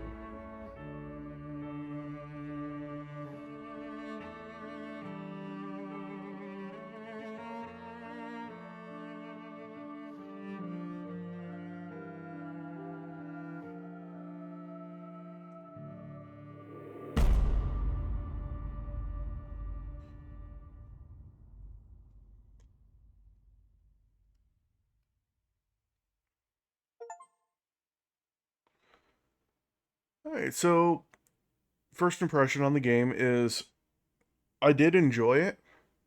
It's a little like the thematically dark, yes, but visually really, really dark.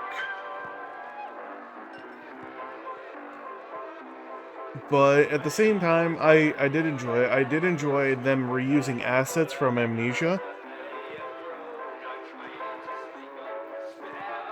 From the first one. Anyway, but yeah, I noticed that there is a lot more music in this one than the first one.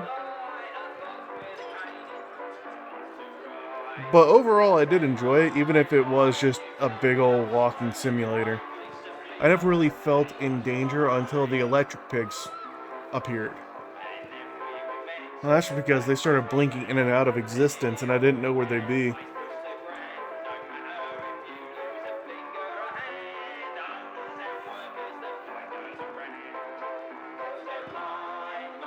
Yeah, it definitely shows that it's a different team. Now, granted, it was very cinematic toward the end. It's just, I hate that they got rid of my ability to sprint.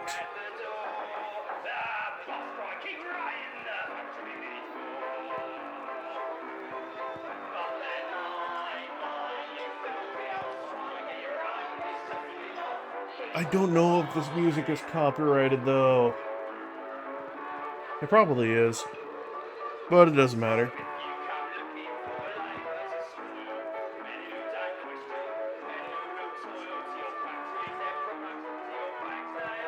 Also, the whole motion blur thing that just starts increasing in intensity toward the end, or in certain locations, I did not like that. Could you imagine playing VR and it starts doing that? How motion sick you would be?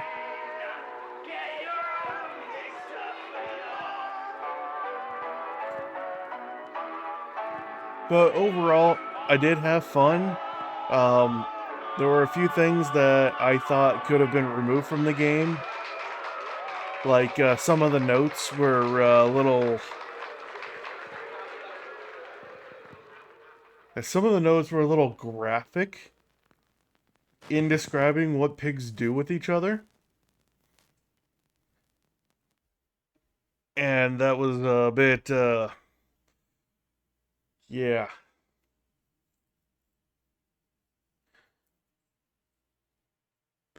But overall, I'm looking forward to the next game. I think the next one I'm going to do is the first of the Penumbra series.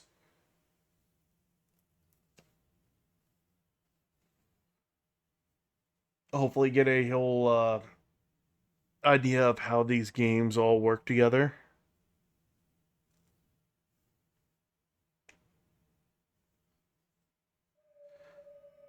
Yeah, that is also going to be it for this stream. Mainly because, I literally just finished the game, and it's going on 4 hours.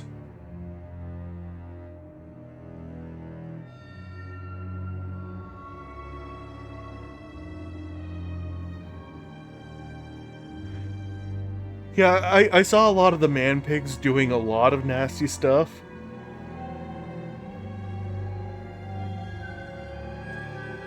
And I'm pretty sure, like, if I had editing software, which I should probably get, I'd have to blur that stuff out if I when I put it on YouTube.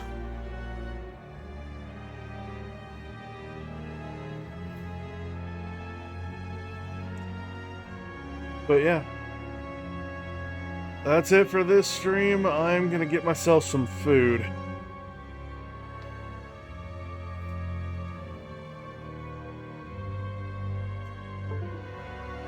And I literally spent the I literally spent the vast majority of the stream with my cat sleeping on my lap.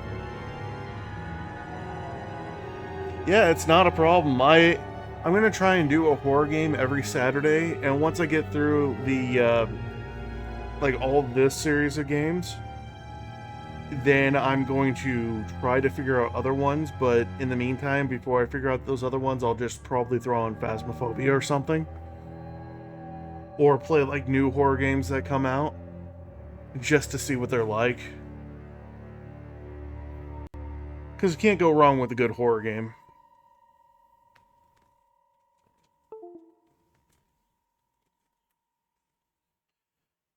But yeah, thanks for watching, and yeah, I'll talk with you later.